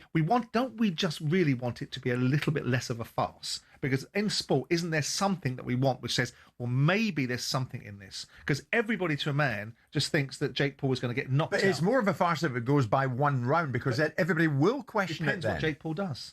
If Jake Paul can keep out of Anthony Joshua's way for 3 minutes and manages to do so because he's got great footwork and can keep out of it and then gets pinged in the second round, is everyone going to turn around and say, we should have got him in the first? Yes, is the answer to that. Yes. Okay, why? Why? I mean, I honestly think when Muhammad Ali got beat by Leon Spinks, that only is a way. Okay, when nobody had ever heard of Leon Spinks in 1978. He was a boxer. Yeah, but nobody had ever heard of it. Well, Jake Paul's a boxer now. He's a professional boxer. No, he's decided he's a boxer. Listen, do you know he's number 15th in the world rankings in the cruiserweights? No. Whether you like it or not, that happens to be a fact. But you just said moments ago, we've seen him. We saw him against Tommy Fury. No. We know what he is. Correct. So the levels are huge. Correct. And Joshua will exploit that from the first round. Yeah, and I suspect he probably will. But the question was in answer to his ridiculous observations about the skill set that he can deploy and the fact that he has more skill than Anthony Joshua. Danny, this is PSG against Farnborough Town, isn't it? Well, it should be. But my point is that it won't play out that way because he'll get weighed in. Leeds versus Hereford. He'll get weighed in. He'll get weighed in. Wasn't it Hereford Newcastle? So it is scripted. So it's scripted. It's either scripted or it's not scripted. Yes. If it's not scripted, he does them in 20 seconds. There's no way it's not scripted. Every fight he's had's been scripted. He'll get weighed in to make it look a certain way. Later on, actually, at 12:30, respected boxing writer Ian Hart will join us in studio. I cannot wait to hear what he makes of it. We shall see. In another area, Terence Crawford has retired. We might get to that before we go at 1 o'clock. Significant as it is, of course. And it's happy birthday to a guy who I would think would stand a far better chance than Jake Paul in Miami on Friday night, Manny Pacquiao. 47 today, winner of world titles in 8 weight divisions. There, Mr. Jake Paul is a boxer.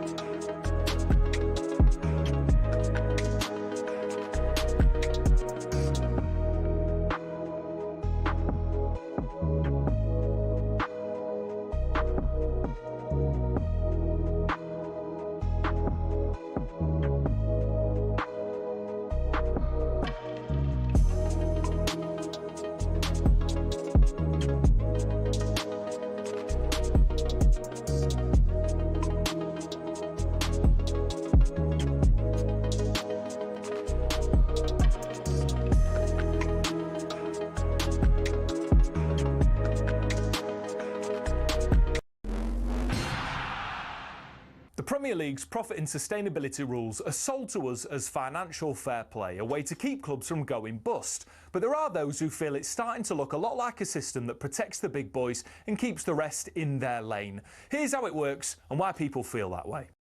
So clubs can only lose 105 million quid over 3 years, which sounds fair, but here's the kicker.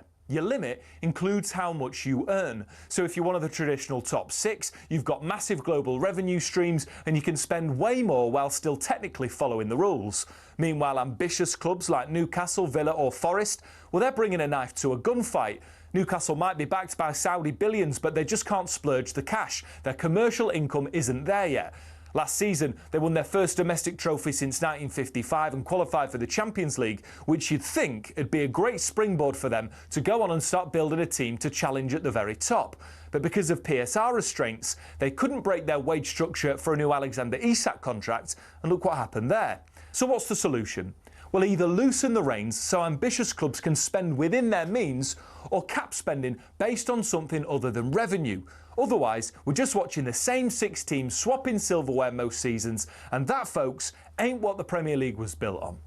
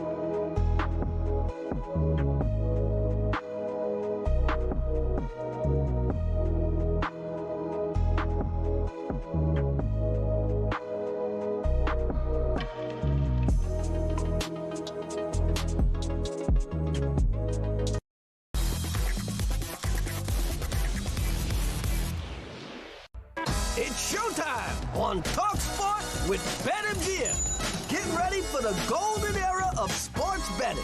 Visit betmgm.co.uk or download the app. 18+gambleaware.org. And Sean Martin stops by from BetMGM. We'll look at some of the odds around some of the big events of the moment. Sean, good morning. We'll get on to your beloved Celtic in a second, who are at Dundee United tonight. Must win, Wilfred. Must win. Before that, Manchester City, Brentford, live in talkSPORT. Newcastle, Fulham, Carabao Cup, live in talkSPORT 2. What are you thinking? Yeah, morning, lads. Chelsea into the last 4 for the second time in 3 seasons. 2 more ties tonight. Man City unbeaten domestically at home since August and have won 5 in a row against Brentford. So unsurprisingly, odds on for the match tonight at 7-20. Brentford only won 1 Premier League away game this season, but have won twice away in this competition. You're getting 6.5 to 1 for them to do the business in 90 at the Etihad. And it's certainly the match of the night down south, probably, as we'll come to, the match of the whole UK tonight as well. Newcastle host Fulham at St James's Park. Difficult result for Newcastle in the Time-Wear derby on Sunday, and obviously conceded late to draw in Europe last midweek too. But they are, lest we forget, defending EFL Cup champions and have won 11 successive home ties in this competition too. They go on 7-10 favourites, but it's bound to be difficult. Fulham been looking much better lately, Danny, haven't they? I mean, they've won 5 of the last 8, and Harry Wilson 7 goals, 4 assists in his last 8 for club and country. It's 18-5, so over 3.5 to 1 for a Fulham win in 90. Do you fancy that, Danny, with Wilson in that kind of form? Is it a bit much to ask at St James's Park midweek? I'd like them to get a result, but I think Bassey's a big miss. And Iwobi going off to the AFCON. And Newcastle is one of the toughest places to go. The other problem they've got is, inevitably, when you've had such a poor performance, you get a bounce. They're going to be up for it, Newcastle. Whereas if they'd won that derby at the weekend, you can get the way you walk into the next one a little bit blasé. Right. So, although, of course, I want Fulham to win, I don't see it. So you're going to take Manchester City and you're going to take Newcastle? Yeah. Yeah. Hard to see otherwise, I think, Simon. Yeah, I mean, I saw Fulham the other day against Palace. I felt that whilst they had a lot of the ball, they didn't do a lot with it. And I thought, offensively, they don't have much penetration. I'm very friendly with one of the Fulham players, so I'm always intrigued what's going on with them. But I don't see them going up to... They got a good result on the weekend against Burnley. They needed to get that result because they were getting sucked into something they didn't need to be part of. Yeah. But I don't see them laying Newcastle to rest. So, Sean, 3 defeats in 3 for Wilfred Nancy in his short time already at Celtic. Celtic travel to Dundee United tonight off the back of that League Cup final defeat at Hampden against St Mirren on Sunday. So Wilfred Nancy, let's hear from Wilfred going into this. Nothing to prove or everything to prove? I don't have to prove anything for anybody. Simple as that. I have to just be coherent with my team and to do my job as the best as I can. And after that, I think that things will turn on my, not on my side, but it's going to be more positive. So for the moment, it's been 10 days that I'm here. Like I said, I knew that before I came here that it could be difficult regarding the situation, regarding the fact that this is the first time for everyone to have a coach who comes in the middle of the season like this. So I knew that it could be a lot of adversity, but again, like I said, I'm really happy to be here, and I do my job as the best as I can, and after that, things will go in a more positive way. Sean, wear your Celtic scarf for me for the moment. As a fan, nothing to prove to anyone. What do you think? Shall we start with the official stuff and the odds for tonight, or will we come to that? We'll come to that. Let's get into the emotion of this. What do Celtic fans think? What do you think? He's got nothing to prove to anyone? I mean, well, I'll preface this by saying, obviously, this is my own take on things. I don't speak for the wider fan base or anything. But yeah, I mean, you know how dubious I was before the appointment, so there's no point banging that drum again. I think results have turned a lot of fans against them already. Perception can turn to reality pretty quickly in football, I think. And at the moment, for some, the perception is that the job's too big for him. However, what I will say is that yes, he's had a historically bad start. Nobody's ever lost their first 2 games, never mind 3. But the issues at Celtic this year go beyond the head coach, whether it's the board versus Brendan Rodgers, the fans versus the board, the actual performances of the players for a lot of the year. And I don't mean the season, I mean the actual calendar year, because Celtic haven't been brilliant in 2025. Not a lot of folk associated with the club have covered themselves in glory. In fact, you could argue the only relatively serene, relatively Celtic period was that interim spell under Martin O'Neill. That's the only time this whole year Celtic have managed more than 3 wins on the bounce. Would you believe that? Let's not beat around the bush. It's a bizarre thing to say from any manager who's got a brain. I mean, you always have to, any new manager walking into a club has to prove something to the players, first and foremost, and then the fans. It's a bizarre thing to say. You have to prove yourself to the fans, and certainly with the players. He's changed the system immediately, lost to Hearts, didn't make any changes and played the same system again against Roma and lost to them. I don't know what he did in the next game, but obviously they lost. Of course you've got something to prove. Why would you say that and leave yourself wide open to criticism? I saw you roll your eyes as well. Hang on, Sean, we'll come to you, mate. Oh, yes, clueless. It's, I mean, clueless. Nobody wants to say to anybody that they want to have to prove themselves because they clearly believe that they're on merit. I understand his argument, but the way that he's approached it on the back of 3 defeats, on the back of changing things, and I understand Sean's point of view, and it'd be interesting to see if they're going to be running a book on how long he's going to last and what the odds might be to get them to January. But the idea that Celtic isn't capable of performing, well, Martin O'Neill, whether you want to say it or not, for 7 weeks, made a very simplistic approach to actually winning football matches. They won 7 out of 8. That's how difficult it was for Martin. They won 7 out of 8 games. Yeah. So can they do it? Of course they can do it. Why would you walk in the door? It wasn't broken. What was broken was the relationship between Brendan Rodgers, who eventually got served up by Dermot Desmond, and ultimately the fans, because they think there should have been more investment prior to the Champions League knockout, which, by the way, they should have had enough on the field to be able to deal with in the first place. Yeah. So it wasn't broken. It might not have been ideal. It wasn't broken. Martin came in, steadied it. So the guy walked into a perfectly decent environment. Did better than steady. And ultimately, they'd just beaten one of the top European sides in a European game, a decent European side. Feyenoord in Rotterdam. Right. So they've gone over there and done that. They've won all the league games. So all Nancy had to do was, okay, it's steadied now. I'll keep it going, and if I might want to make some changes, I'll finesse it. The thing is, Nancy has got this job, and no one can deny this. he'll feel he's got the job on merit. Yes, of course. Well, so here I am, and who am I in the first few weeks of me being here? Who am I to have to prove anything? But language is, I mean, whether we like it or not, and I hate the business of optics, the manner in which you communicate, a big part of a football manager's responsibility is to communicate properly. Because whether to the players or to the media or to the fans, and to suggest after 3 games where they become acclimatised to Martin O'Neill winning football matches.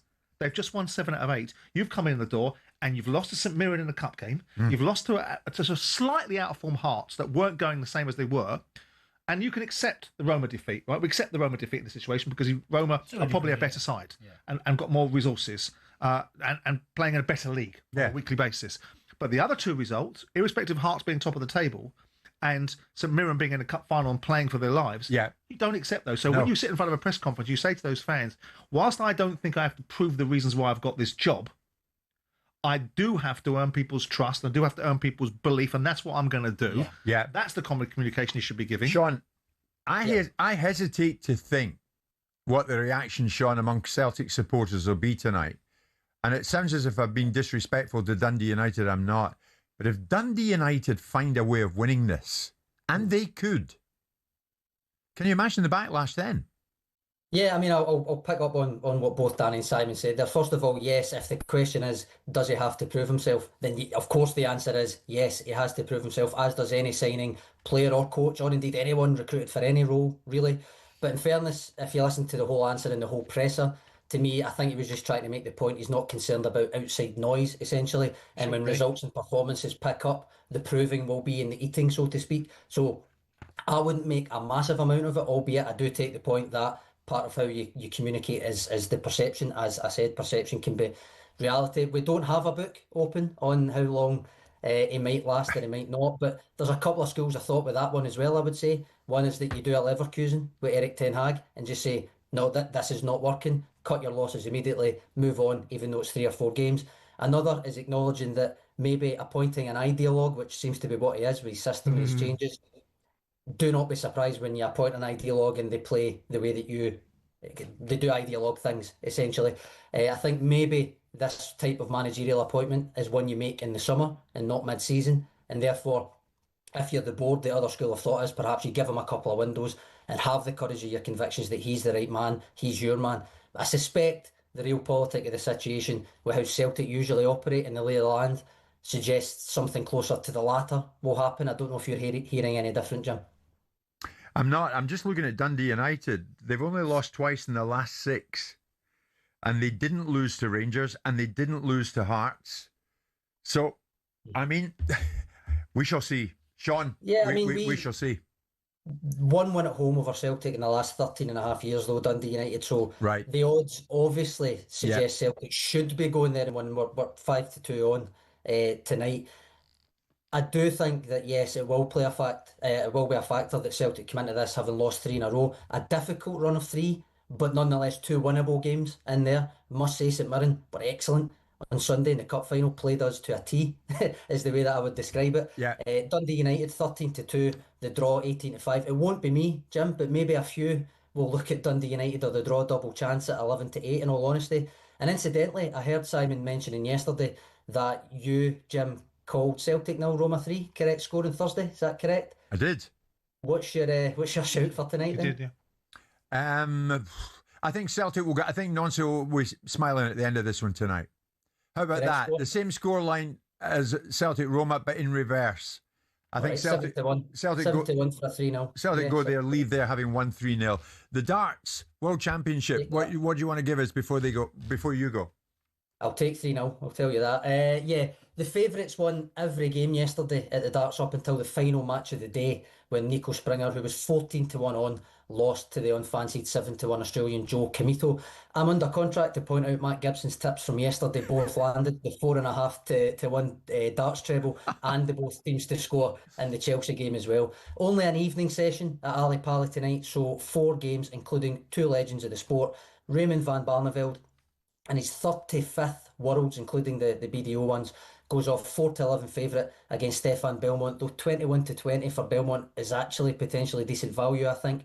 And James Wade, who has had a really, really good year, massive favourite, 20-1 on actually, in his game against Ryuzi Azimoto, in what is his 22nd PDC Worlds appearance. Also got Martin Schindler and Matt Campbell in action, and stacking up on the 4 favourites comes out at a modest 49-20, but I must admit I'll likely be looking at markets such as over 3.5 sets, 180s, maybe a bet builder or two, that kind of thing, lads. Sean, terrific stuff. Thank you so much. Visit betmgm.co.uk or download the app. 18+, begambleaware.org.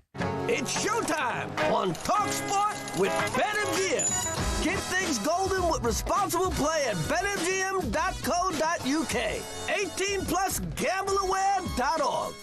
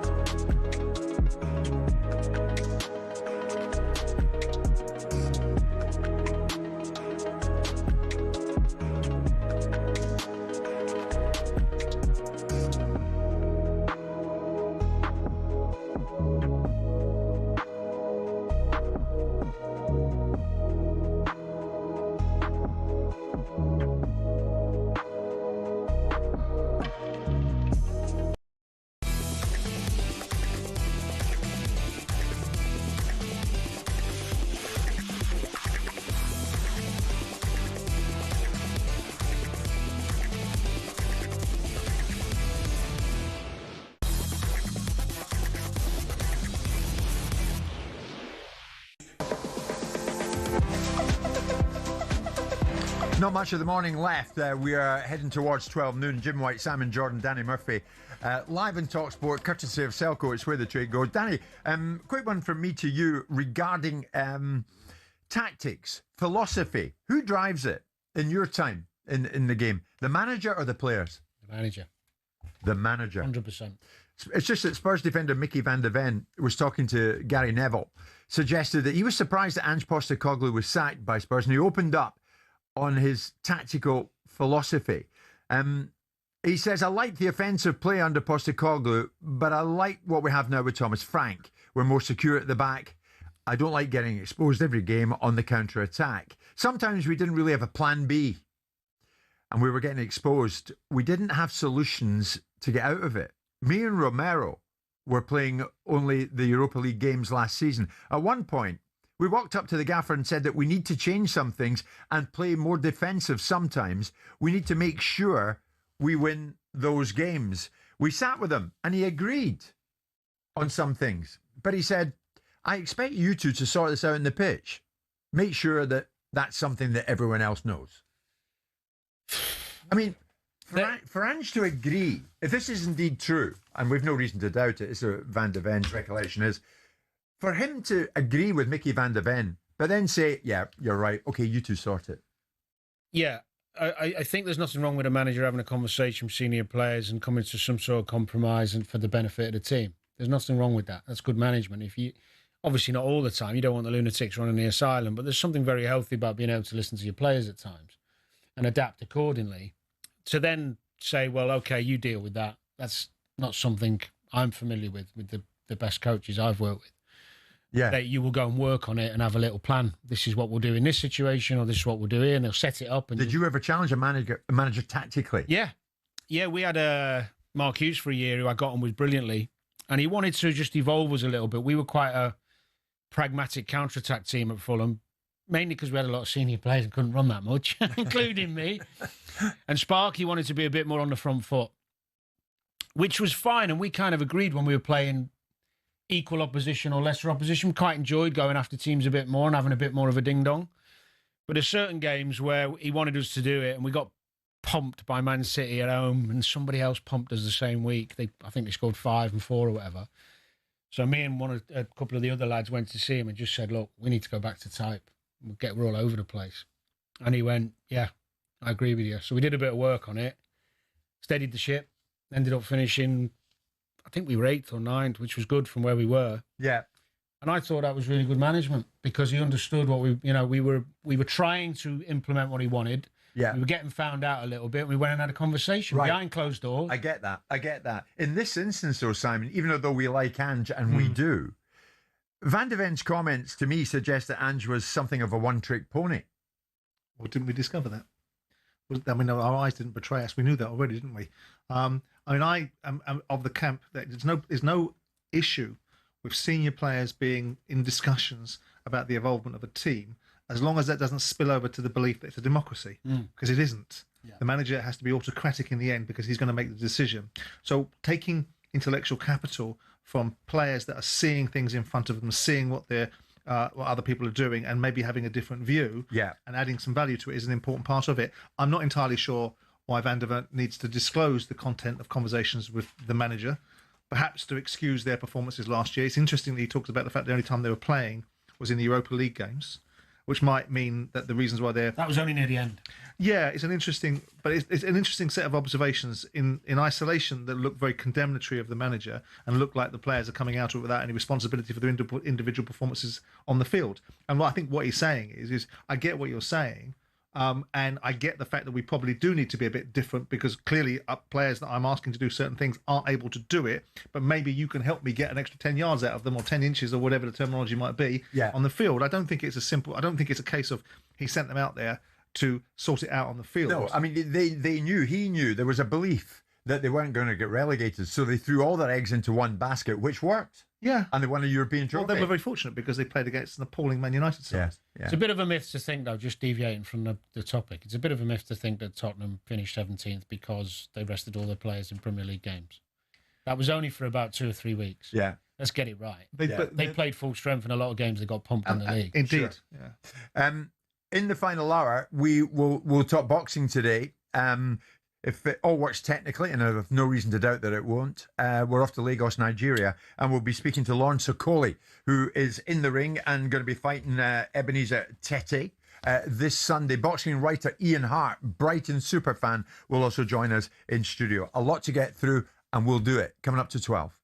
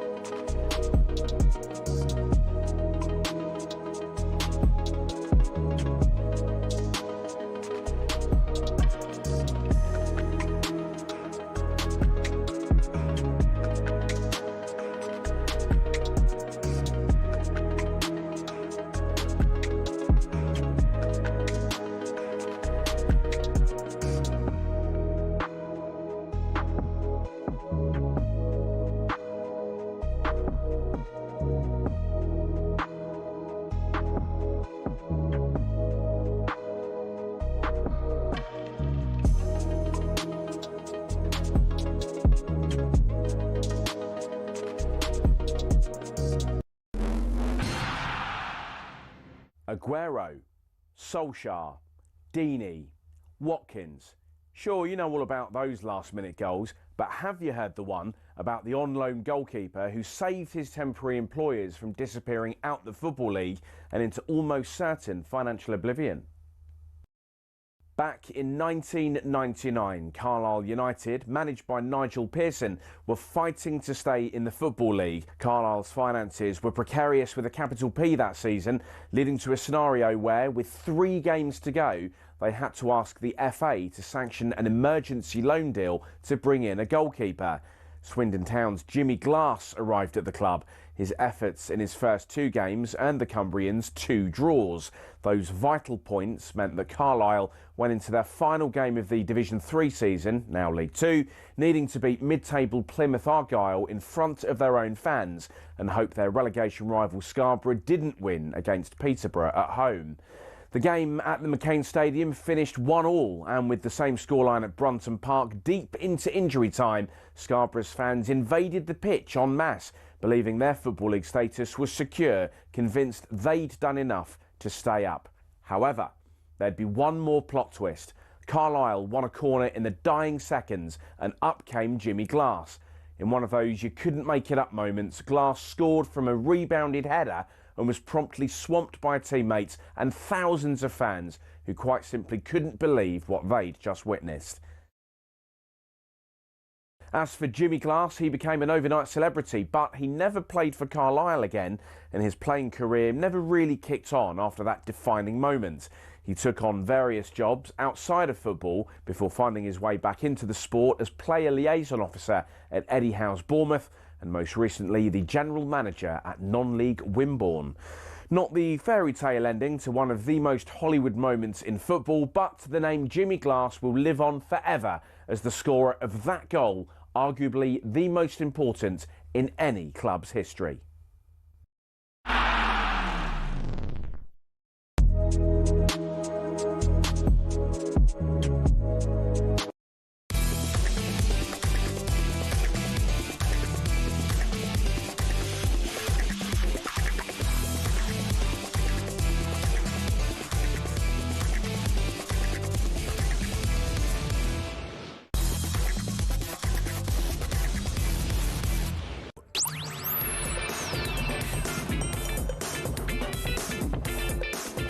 Good afternoon, everybody. It is Jim White, Simon Jordan and Danny Murphy, and we are live on talkSPORT, live on your TV as well. Whatever you want to watch the show, you will find it on Samsung, Apple TV, Chromecast, Google TV, even Prime Video.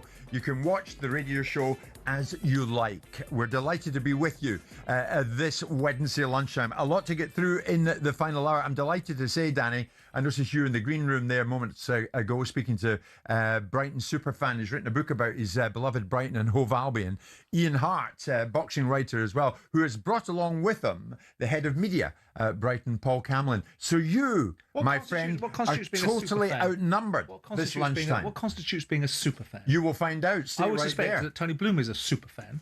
He is indeed. He is indeed. Well, do you know what I'm doing? When we have guests, I like to go out and have a chat with them and welcome them, make them feel comfortable. I don't know about you. I like that, Danny. I like the way you do that, and and it's appreciated by them. I can see that through there. Yeah. I like the way you did it. Tea, coffee, anyone. Whereas he just sits through there and tells everybody how important he is. I love that.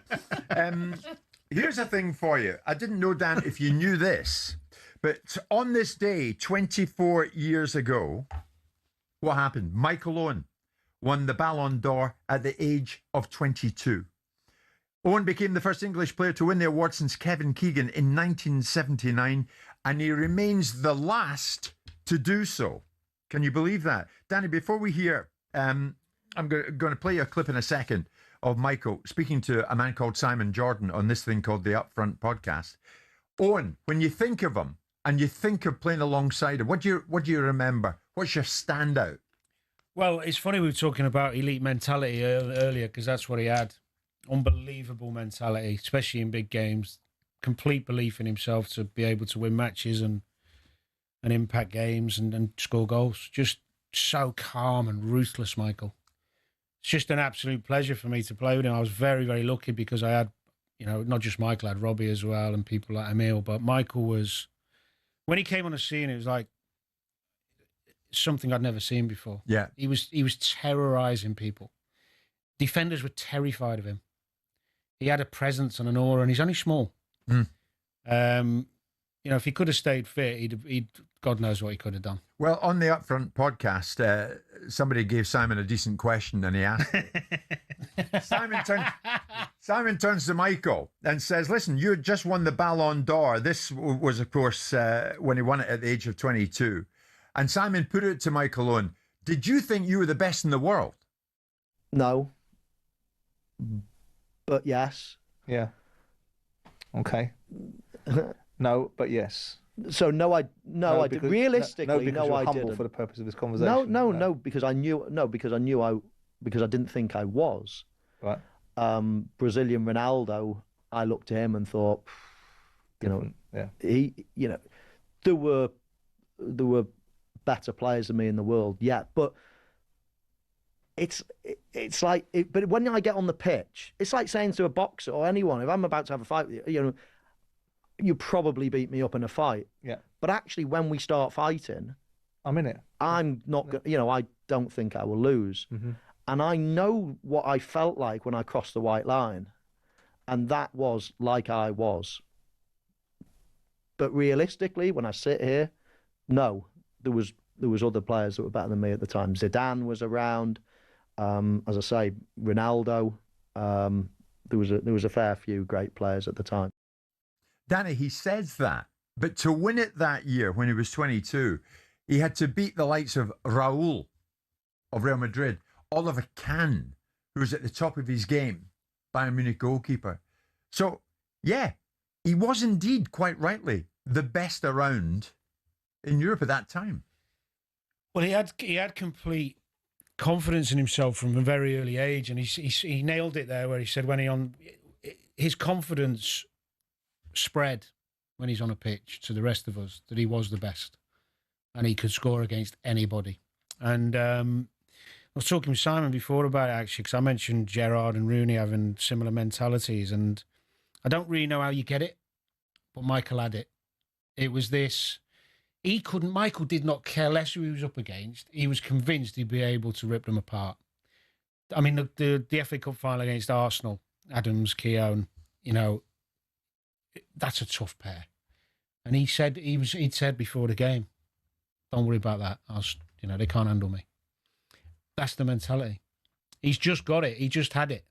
That inner belief. I don't know how you create it, whether you're born with it, it's genetics, surroundings, who knows? But he had it from day one. Well, he certainly had it then. In that calendar year, Simon, Owen helped Houlier's Liverpool win the FA Cup, the League Cup, UEFA Cup, Super Cup. He scored twice in the FA Cup final, as Danny just mentioned, and won it against Good Arsenal. UEFA Cup final as well. And that famous hat-trick for England in the 5-1 win over Germany in Munich. Yeah, I was there. There was nothing he could not do. Well, he could only score 22 goals. 36.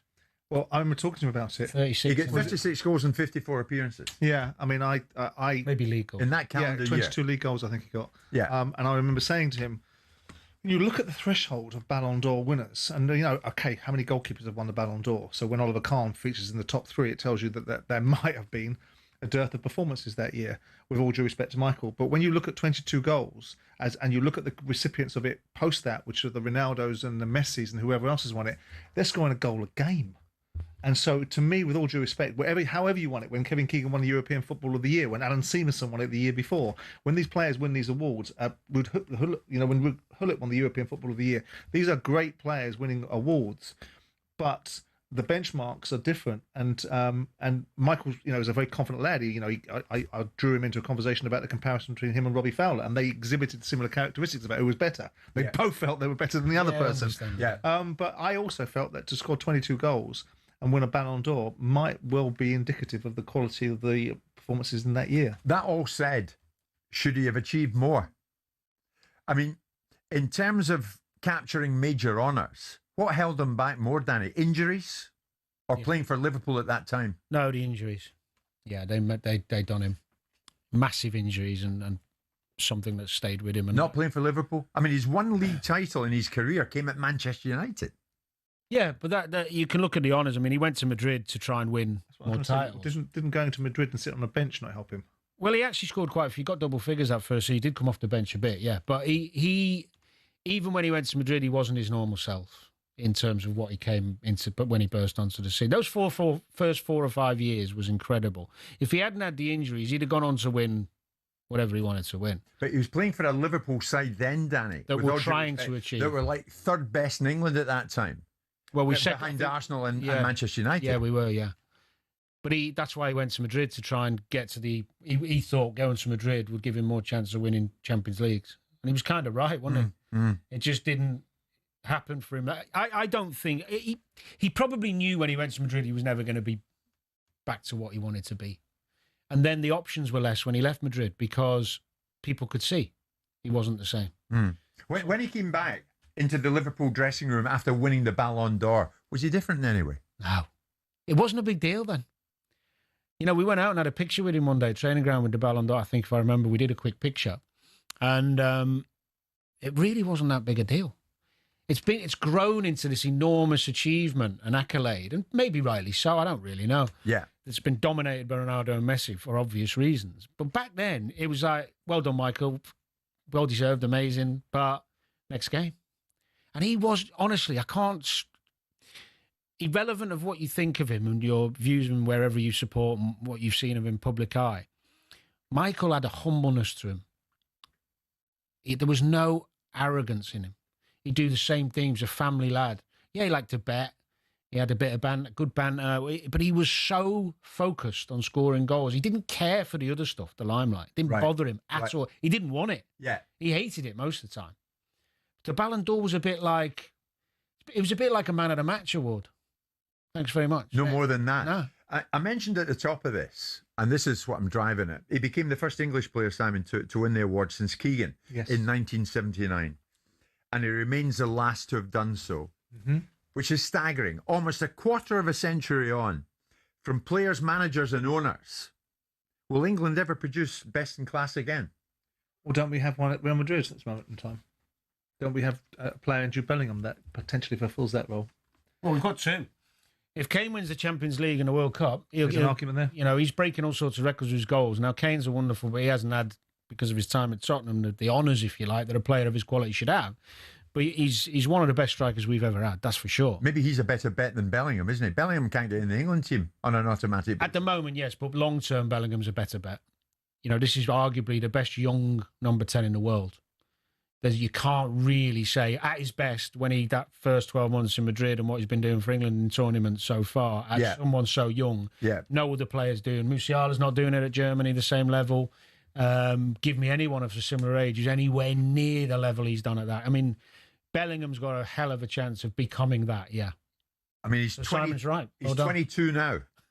He's not 23 until we're at the World Cup next year.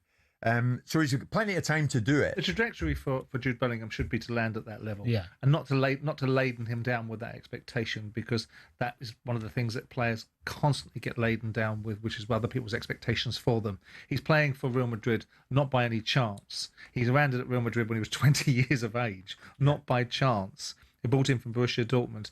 Kane's had an unfortunate set of timings, because when he's had opportunities to be considered in that conversation, A, his team haven't done very well, and B, you've had the immovable object of Ronaldo and Lionel Messi. Yeah. Yes. Once the Federer, Nadal, and domination. Well, and the failures of England, because international success matters. No, there we are. On this day, 24 years ago, Michael Owen won the Ballon d'Or at the age of 22. Stay with us. Jim White, Simon Jordan, Danny Murphy, live in talkSPORT.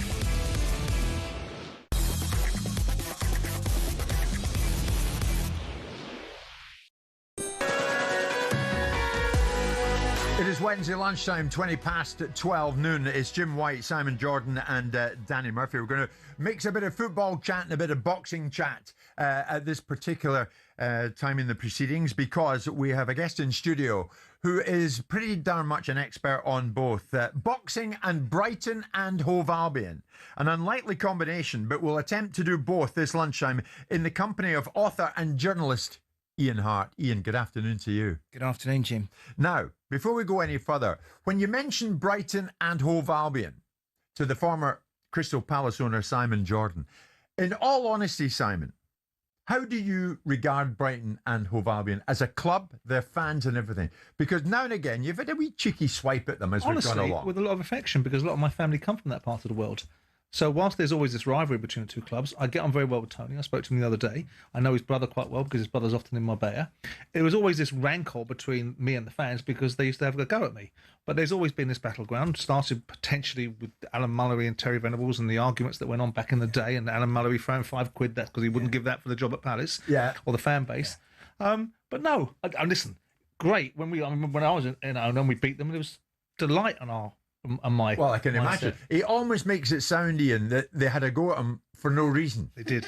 No. What did you as Brighton fans actually think of Simon Jordan? But it's December every day of the year with Simon. He's a panto villain. And that, and that's what it was. You know, he's over there. He's behind you. He did a lot for Palace. I have read your book, and I was very interested. You're the one, are you? Yeah. Yeah, it was a great charity shop. I walked past. It was there, but no, you did a lot for them. But it's a healthy rivalry. Yes, we have the more robust sets of supporters that do try and take it to a different level. Yeah. I think you were chairman. Were you chairman when you beat us 5? Yes, I was. 5-0. Yeah, that was the longest phone-in of my career. Copper was the manager. Yeah, we lost 5-0. Yes. We were lucky to get 0. You should have had 10. Andy Johnson got a hat trick. He did, yeah. And your Trevor stadium Francis. announcer, yeah, I was traumatised because he said that Brighton fans would be kept in for an hour for their own safety.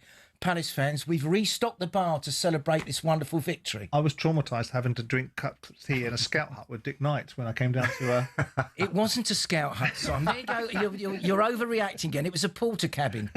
You see, in your book now, Ian's written from Brighton and Hove Albion from every angle, and the war which nearly destroyed a football club, by Ian Hart. In the book, page 41, and I've seen it, but the real sting in the tail is that one of my favourite figures in the media now is former Palace owner Simon Jordan. So, I mean, begrudgingly, you admire what this man has done, of course you do, but you're proud of Brighton. Yes. I had the privilege to sit beside you recently. Yeah. And we went as a group to Selhurst Park. We went to Crystal Palace undercover. But then you outed us, made us stand up. I was asked to speak at the end of the match in a suite. And I outed you and your mates who were Brighton fans there on the day. But it's a great rivalry. It's a strange rivalry. I've spoken to Simon about it before. But by God, it means everything for Brighton to beat Palace and vice versa. Oh, yeah, and vice versa. And I think a couple of years ago, you finished above us on the last day of the season. And you put the league table up on the big screen and almost got an open top bus. Shall I tell you, bloody sauce? Shall I tell you my biggest regret in life? That I wasn't there and didn't own this football club when we bashed them in the playoff semi-final at their own ground. I know. After they gave it all the big one at Selhurst Park where they got a result. And who was the manager? The ex-Tottenham player. Poyet. And all the nonsense about excrement in the changing rooms and all that sort of stuff. But that was all. And they give it a big in the Brighton fans, celebrating because they've got a draw in the first leg, and we went and smashed them in the semi-finals in their own ground. I don't want you reminding me of that. Fabulous. I booked a coach for Wembley on Sunday. You booked a coach? I booked a coach for Wembley because we murdered you at Selhurst Park.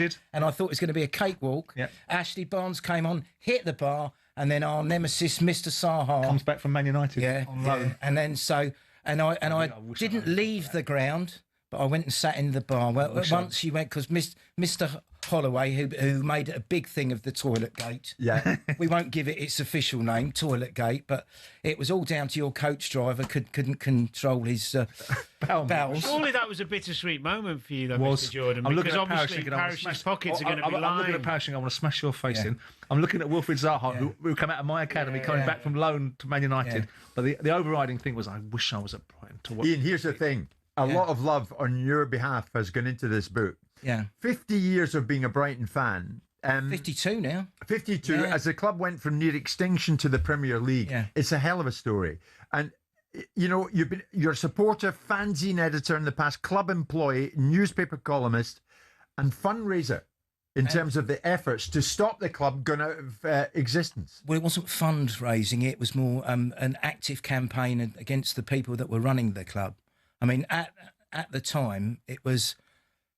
I've alluded to it in the book, and obviously Bill Archer is still alive and in funds, and he's probably got very good legal representation. So I have to be careful what I've said in the book and what I say now. We were asset stripped. You know, that they took control of a football club for £100 with a £4 million asset. Pardon? They can't say they overpaid. More than the club was worth. Yeah. No, but so we had direct action, and it was tough. But there were great times. I mean, it was 29 years ago, Steve Gritt got the job after Jimmy Case had been sacked. And one of our direct actions, we paid Hull in Steve's first game. So we went and bought 3,000 whistles from a toy warehouse and gave them out to all the fans just to disrupt the referee. But I remember watching Brighton. I remember watching Peter Ward play for you guys. Yeah. And players like that, and Jerry Ryan and people like that. Yeah. Do you know what's mad? In 1991, I scored my first ever goal for England when I was under 15 at the Goldstone ground. Did you? Yeah, against Northern Ireland. Scabby ground, wasn't it? There we go. Yeah, but it's got good memories for me. It was a lovely ground, Simon. It's the same as Selhurst Park, and I dream about the Goldstone still. So, you know, the Amex is lovely, but the thing that really upsets me about the Amex is the geography of it. And at 4:35, there's an exodus. I mean, we scored the winner against Brentford the other day. Jack Hinchelwood come over from the dark side. Yeah, Paul's grandson. Paul Hinchelwood's grandson. Yeah, Paul Hinchelwood's. And the match of the, from the dark. and the match of the day cameras panned round, and you thought it was a fire drill. Is that because of the train? Yeah, because of the so trains, busy. The train. Yeah, and it's just. And it's But Ian, on a serious Much better note, with Dean. where does Brighton rank amongst the football rags to riches stories? I think it's one of the best. 29 years ago this week, we were 92nd in the Football League, 8 points adrift. Yeah. Facing it, you know, Mrs. Hart was jumping up and down. She thought she was getting her Saturdays back. But, you know, I never thought we would go out of business. Even at Hereford, we were half-time at Hereford.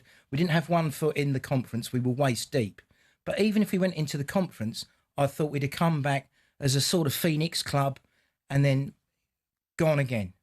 And I wrote this book because there were probably a hardcore of 4,000 or 5,000 fans who I hope are at the Amex now and enjoying possibly beating Sunderland and going back into a European place. We had our European journey. Simon's team are having their European journey. And after having won something. Yes, but Yeah. great. You're in the wrong competition, Right. but that's by the by. Ian, what I want to do is this. Seeing as I know you so well, I want you to stay with us and join us the other side of the break, because you're one of the few people on live radio who could stick it to Simon at any particular time. And by God, that might just happen. No, it's terrific stuff. The rivalry between the two clubs. I love it. A lot of it's good humoured, a lot of it is not. It actually but I came do love about it. from Malcolm Allison and Peter Taylor. Was it Malcolm?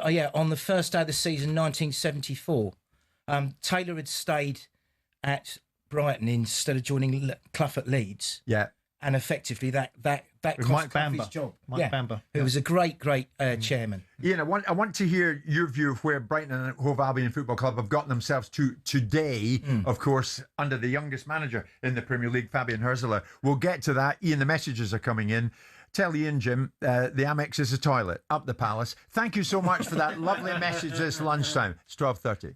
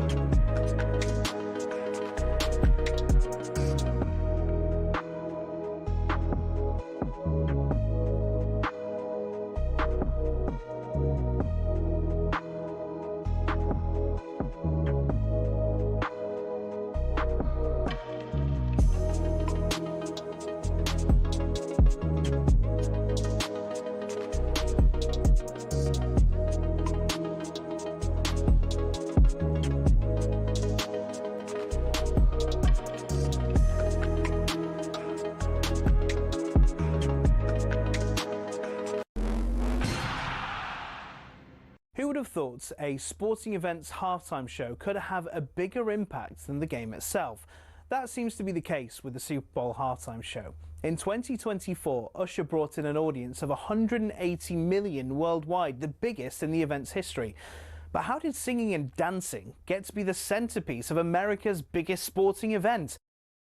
The first Super Bowl was held in 1967. Initially, the halftime show was a display purely for the fans in the stadium, with marching bands, dancers and American patriotism for all to see. And that's what it was for the first few years. Disney had a go with a few questionable displays in the 1980s, but it wasn't until '93 that we got the first glimpse into the future of halftime shows. Michael Jackson's stellar performance gave NFL execs something to think about. A raft of massive names followed, including Diana Ross, U2, Janet Jackson, who gave us the most famous or infamous wardrobe malfunction of all time. So how many people are involved? To give you an idea of the scale, Rihanna's 2023 performance included 800 people, and experts reckon it cost $13 million. What's even more impressive than some of the names on the bill every year is the fact they do it for free. The artists know the exposure they'll get from doing the show will rocket them up the charts across the world. The Super Bowl halftime show will be a fixture in pop culture for years to come. So the question is, who next?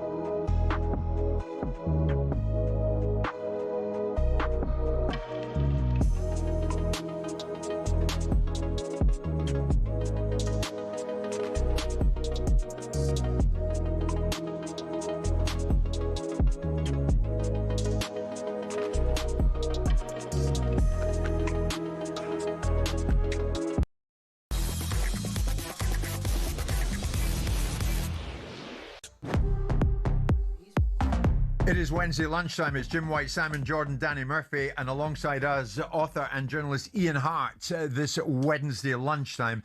And we're with you courtesy of Selco. It's where the trade goes. We're going to talk boxing very shortly in the company of Ian, because Ian, you were part of the Boxing Writers Club, of course, and that sport, of course, has taken up a lot of your professional life. Of that, I know. But for the moment, much to Simon's delight, we'll continue to focus on Brighton, your other passion, Ian, from every angle, and the war which nearly destroyed a football club, and the book which contains the story of this amazing football club, in my view.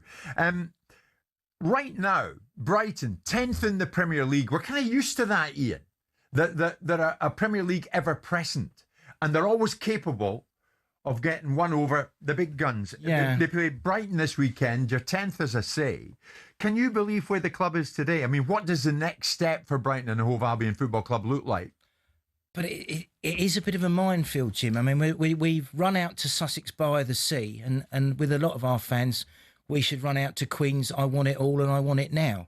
And we're always looking, not backwards, but you say 10th. Well, we should have beaten Fulham, and we should have got something at Everton, and we should have beaten Spurs. But shoulda, coulda, woulda.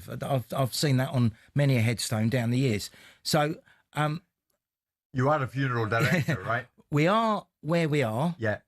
I hope we don't get into the Charlton issue where Charlton fans got upset because they were finishing 10th every year and got rid of Kirbishley, didn't they? There was this is boring, and that is a danger. I did love it in Division 4, as was. I think it's called the League. Well, hopefully you'll get to see that again. No, I don't think not in my lifetime, Simon. But would it be fair to say that they've digressed a little bit under this manager compared to De Zerbi with the money they've? I would say that. I was very disappointed with De Zerbi because he had it there. He messed up in Rome. He's tactics were completely off the wall. Even at 2-0 at half-time, if he'd shut up shop, I believe we'd have turned him over at our place. He then proceeded to have a go at Tony Bloom in an interview, which is like writing your resignation letter. Very, very disappointed. And I was pleased after Graham Potter, who I wasn't a fan of. Really? No. Graham Potter did well, but he was almost the Ringo Starr of football. He's been very fortunate to get where he's got. There were 3 or 4 times, Simon, at the Albion, where I've seen Albion managers sacked for far less with results. But the thing that really grinds me, really bad run, and the thing that really grinds me, Danny, is that he said, and I am going to send him a copy at Christmas. He said in an interview once, "Us fans need a history lesson," and I'm going to write in the book. I mean, Tony Graham, Bloom. this is your history lesson, because we'd gone as far as we'd gone, and we'd done well, and we were pushing on. The good thing for England is that if Potter hadn't gone to Chelsea, I think he'd be the England manager now. If he'd stayed at Brighton and just trod water and been around the European places, there'd have been this clamour. We've got this young manager at Brighton. Sure. Let's give him the job. Simon, you echoed what Ian has just said about De Zerbi, didn't you? Oh, I thought it was an appalling attitude. But he was a great manager, wasn't he? Yeah, I think he was a decent manager. I think he built upon the achievements of Graham Potter, which, despite the fact you don't like him, and felt that he gave you guys a lecture. Not as a person. I just felt that he was almost like the Emperor's new clothes. Maybe, but a lot of 13 games without winning. But a lot of football managers can be dressed up in that perspective. And despite me thinking that Brighton should come out to Deeply Dippy by Right Said Fred, I think that the whole opportunity for Brighton has been created by one man's vision. And it can't necessarily be that Tony Bloom doesn't have clear thinking about everything he does, which is why people talked about his appointment as being risky with this 31-year-old kid coming in. Everything he's done and Benham's done at Brentford has been based upon a thinking process and a unique identification of players. Yeah. And it's not by chance that Hearts are emerging. It's not by chance the other clubs that Tony has got are based upon the thinking that Bloom has. He's a very, very, very clever man. But Ian, in spite of that, does it feel slightly underwhelming following the De Zerbi period? To Danny's point about maybe slightly going off course with Fabian Hürzeler. Well, I'd say sideways more than off course. I will probably be proved wrong, but I put in my newspaper column a year or so ago, probably not with Brighton, but Fabian Hürzeler will win the Champions League before he's 45 years old. Right, and he's 32 at the moment. Yeah. Based on what? I think he's. I just think he's a brilliant tactician. The only thing, and it'd be interesting to see what you two feel, because you're both, all three of you, because you're all football people. I think he'd be a better manager with a Mark McGee or a Mickey Adams or even a Neil Warnock sat beside him. Maybe 31 is a little bit too raw for the Premier. Well, 33 now is a little bit too raw for the Premier League. I mean, we set up against Nottingham Forest last Feb. 7-0. We lost 7-0. And a Mark McGee or a Mickey Adams or even a Warnock would have sat him down at breakfast and said, well, you can't set up like that. I think hopefully he's growing on the job like any young manager would, but I've seen a lot of naivety in some of his tactics in the games I've watched. So do you think if he had an assistant, a decent assistant, well, and that's not a slight on his management team, but if he had someone like your Adams, McGee, someone been there, done it, got the T-shirt. I think Does that make sense to you, Simon? Well, maybe, yeah. I mean, ultimately, you just ask Theo Pathetis what he thinks of Mark McGee. He had him as manager of Millwall, and you might get a different thought process. But, I mean, Dougie Freedman had Lenny Lawrence, which helped him in his career. Yeah. A lot of younger managers have older heads, but that's often to temper their reaction, to temper their interactions with the media, to give them a wise head rather than a tactical nous. I mean, I spoke to Paul Barber at great length about this manager, and they believe in him that he is the next best thing in football management and a real student of the game. He lives almost in a cabal with his other coaches where they eat, sleep and everything else that you can imagine. Football. Yeah. We'll see. He's not doing bad, is he? Oh, no. I'm impressed when I'm in his company, I must admit, Ian. 31, 32 he is now. Ian, what would winning a trophy mean to any Brighton fan? Everything. After seeing Gordon Smith go through in the 120th minute in 1983 when we should have won a trophy, it would mean everything. Tony has promised us a trophy.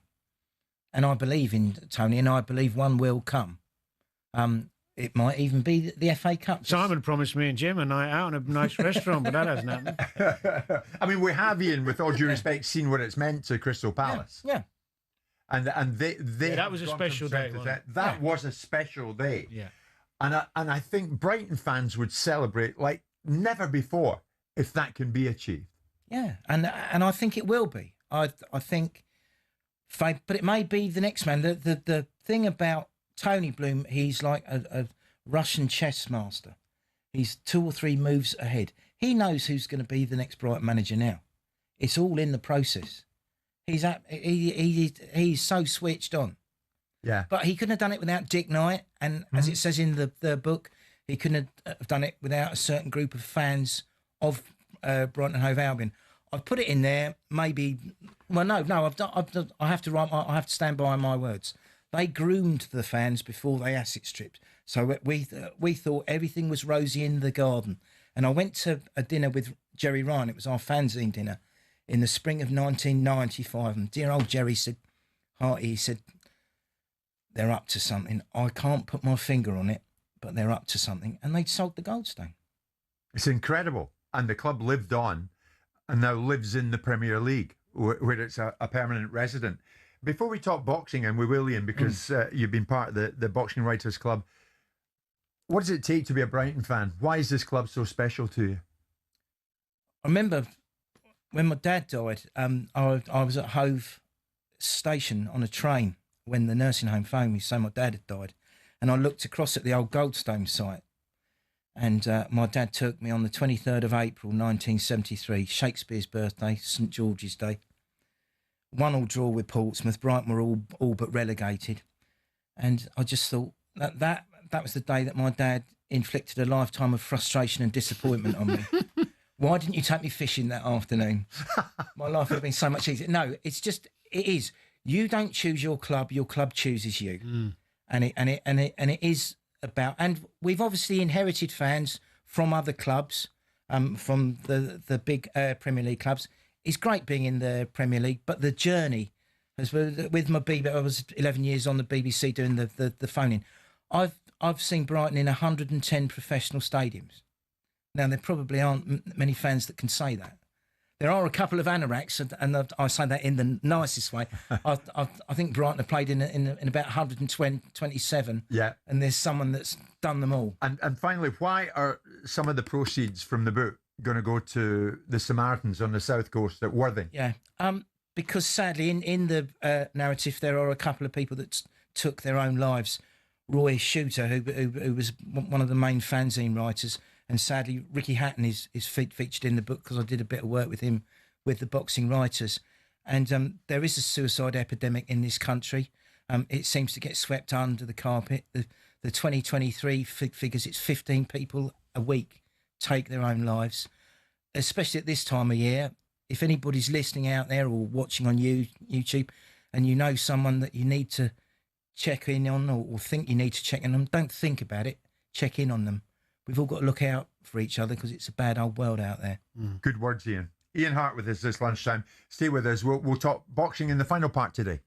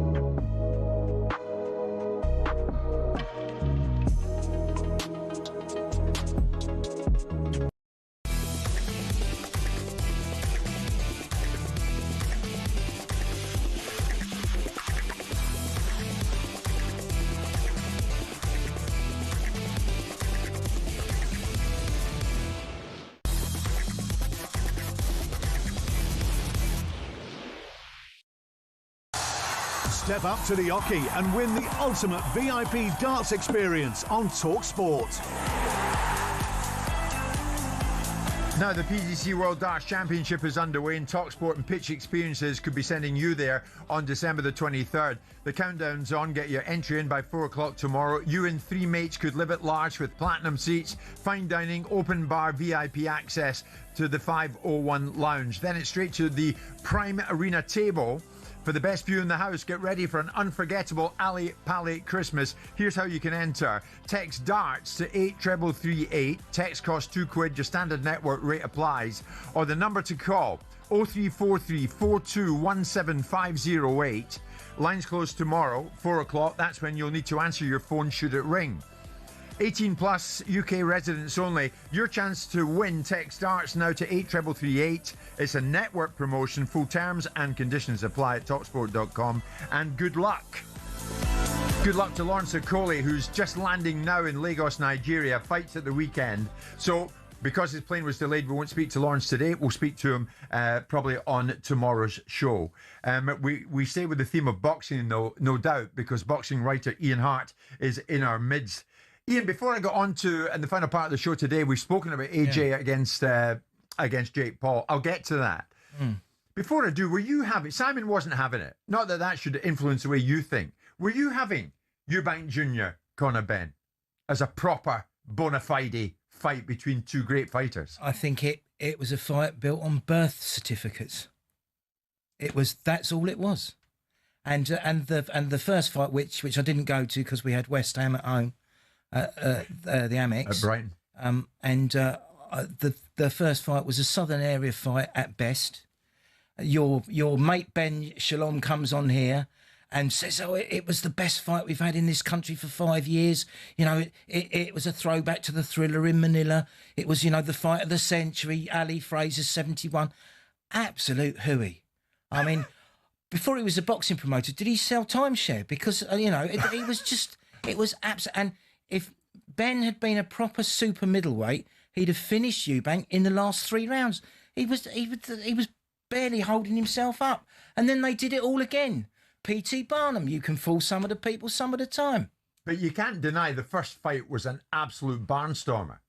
It was shades of WWE, the old man coming out. Oh, I know. No, It's what I said. It's what I said. This is what we said in the script conference. No, no, it was the old man coming up. You know, the old man was on Channel 5 a couple of weeks before. The fight's not happening. Take it from me. It's not happening. Harlem Eubank should be fighting Conor Benn, not my son. They're trying to kill my son. Oh, the old sheik, maybe or maybe not, writes a check, and he's in the limousine. And it's like Vince McMahon turning up at WrestleMania. But look. Look at the grin in Simon's face. No, but it's just, but the sad thing is, small hall boxing is suffering now. All our young fighters coming through. What about all the fighters that also work as scaffolders and builders that are going up and training? And these two, on the back of their dads, have got life-changing money, generational money. This is music to your ears, isn't it? Well, it's what I said. And I'm pleased to hear someone else saying it, because I got vilified for saying it. The only thing I disagree with them is he's let Eddie Hearn off, because Eddie Hearn was actually foghorn leghorn about the quality of this fight rather than Ben Shalom. Ben Shalom was sitting there going, "That'll do me, thanks. That gives me a few quid." But Ian, hang on a minute. Yeah. Like you as I do, respect you as I do. You're a journalist. Boxing is about stories. It's about narratives. But it's also about the noble art, Jim. You can write stories in a paper. You can write about anything. I just feel that it's done a disservice to all the rank and file boxers in this country. All the lads that go into gyms at 6 o'clock in the morning and then go out and do a full day's work. I compared a show for Scott Welsh many years ago. I turned up, going to watch it was at the Grand Hotel. So, no, Metropole Hotel. And so I turned up and Scott sort of said, "Ian, Harty, come here. Because I used to cover him when he was fighting, when I was on the Worthing Herald. And he said, "Come here. When the man from the Boxing Board of Control comes through, you have got an MC's licence. Just tell him." So I had to MC this fight. And there was a lad on there called James Child who had to sell about £2,000 worth of tickets before he got paid. And he was doing it so he could go on a diver's course. And he got absolutely battered. And I do a lot of funerals for his family, sadly. He's got quite a large family in Worthing. And I went to see him on the Monday. I said, I'll lend you the money for the divers course. Don't go back in the ring. Trying to sell all those tickets. And Eubank Ben did a disservice to all those rank and file fighters. Well, if that was a disservice, what's Anthony Joshua, Jake Paul? A farce. An absolute farce. I know that it is gonna be scripted, you know. It'll be like we used to have on Cup Final Day, Jackie Pallow versus Mick McManus with 19 million people watching. That's one for the teenagers. Anyway. Nice, thanks.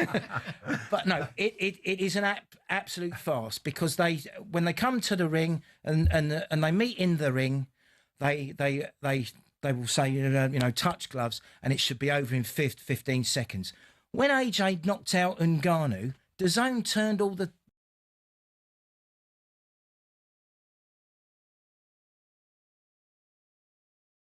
You know, I don't think... Stick to what you do. Well, no, but he's very good. He engages, but it shouldn't be done. I'm disappointed in AJ, but then I understand it's his biggest payday ever. Yeah. Is it his biggest payday ever? Yeah, apparently. I mean, I've been waiting this week for the news that Kendo Nagasaki fights the winner. You know, I just... Kendo Nagasaki. My God, the same breath as Jackie Pallow. It is absolutely farcical. Will you watch it? No. Yeah. Because it's going to be... I've got my works Christmas do on Friday night. It isn't going to be on till 5 or 6 o'clock in the morning once you've had the undercard. I'll be watching the cricket if we're still playing. And then we've got Sunderland at home on Saturday. Do you respect... And I'm selling some books. Do you respect Jake Paul for taking the fight? I think he's probably working under the advice of his manager, his accountant and his bank manager.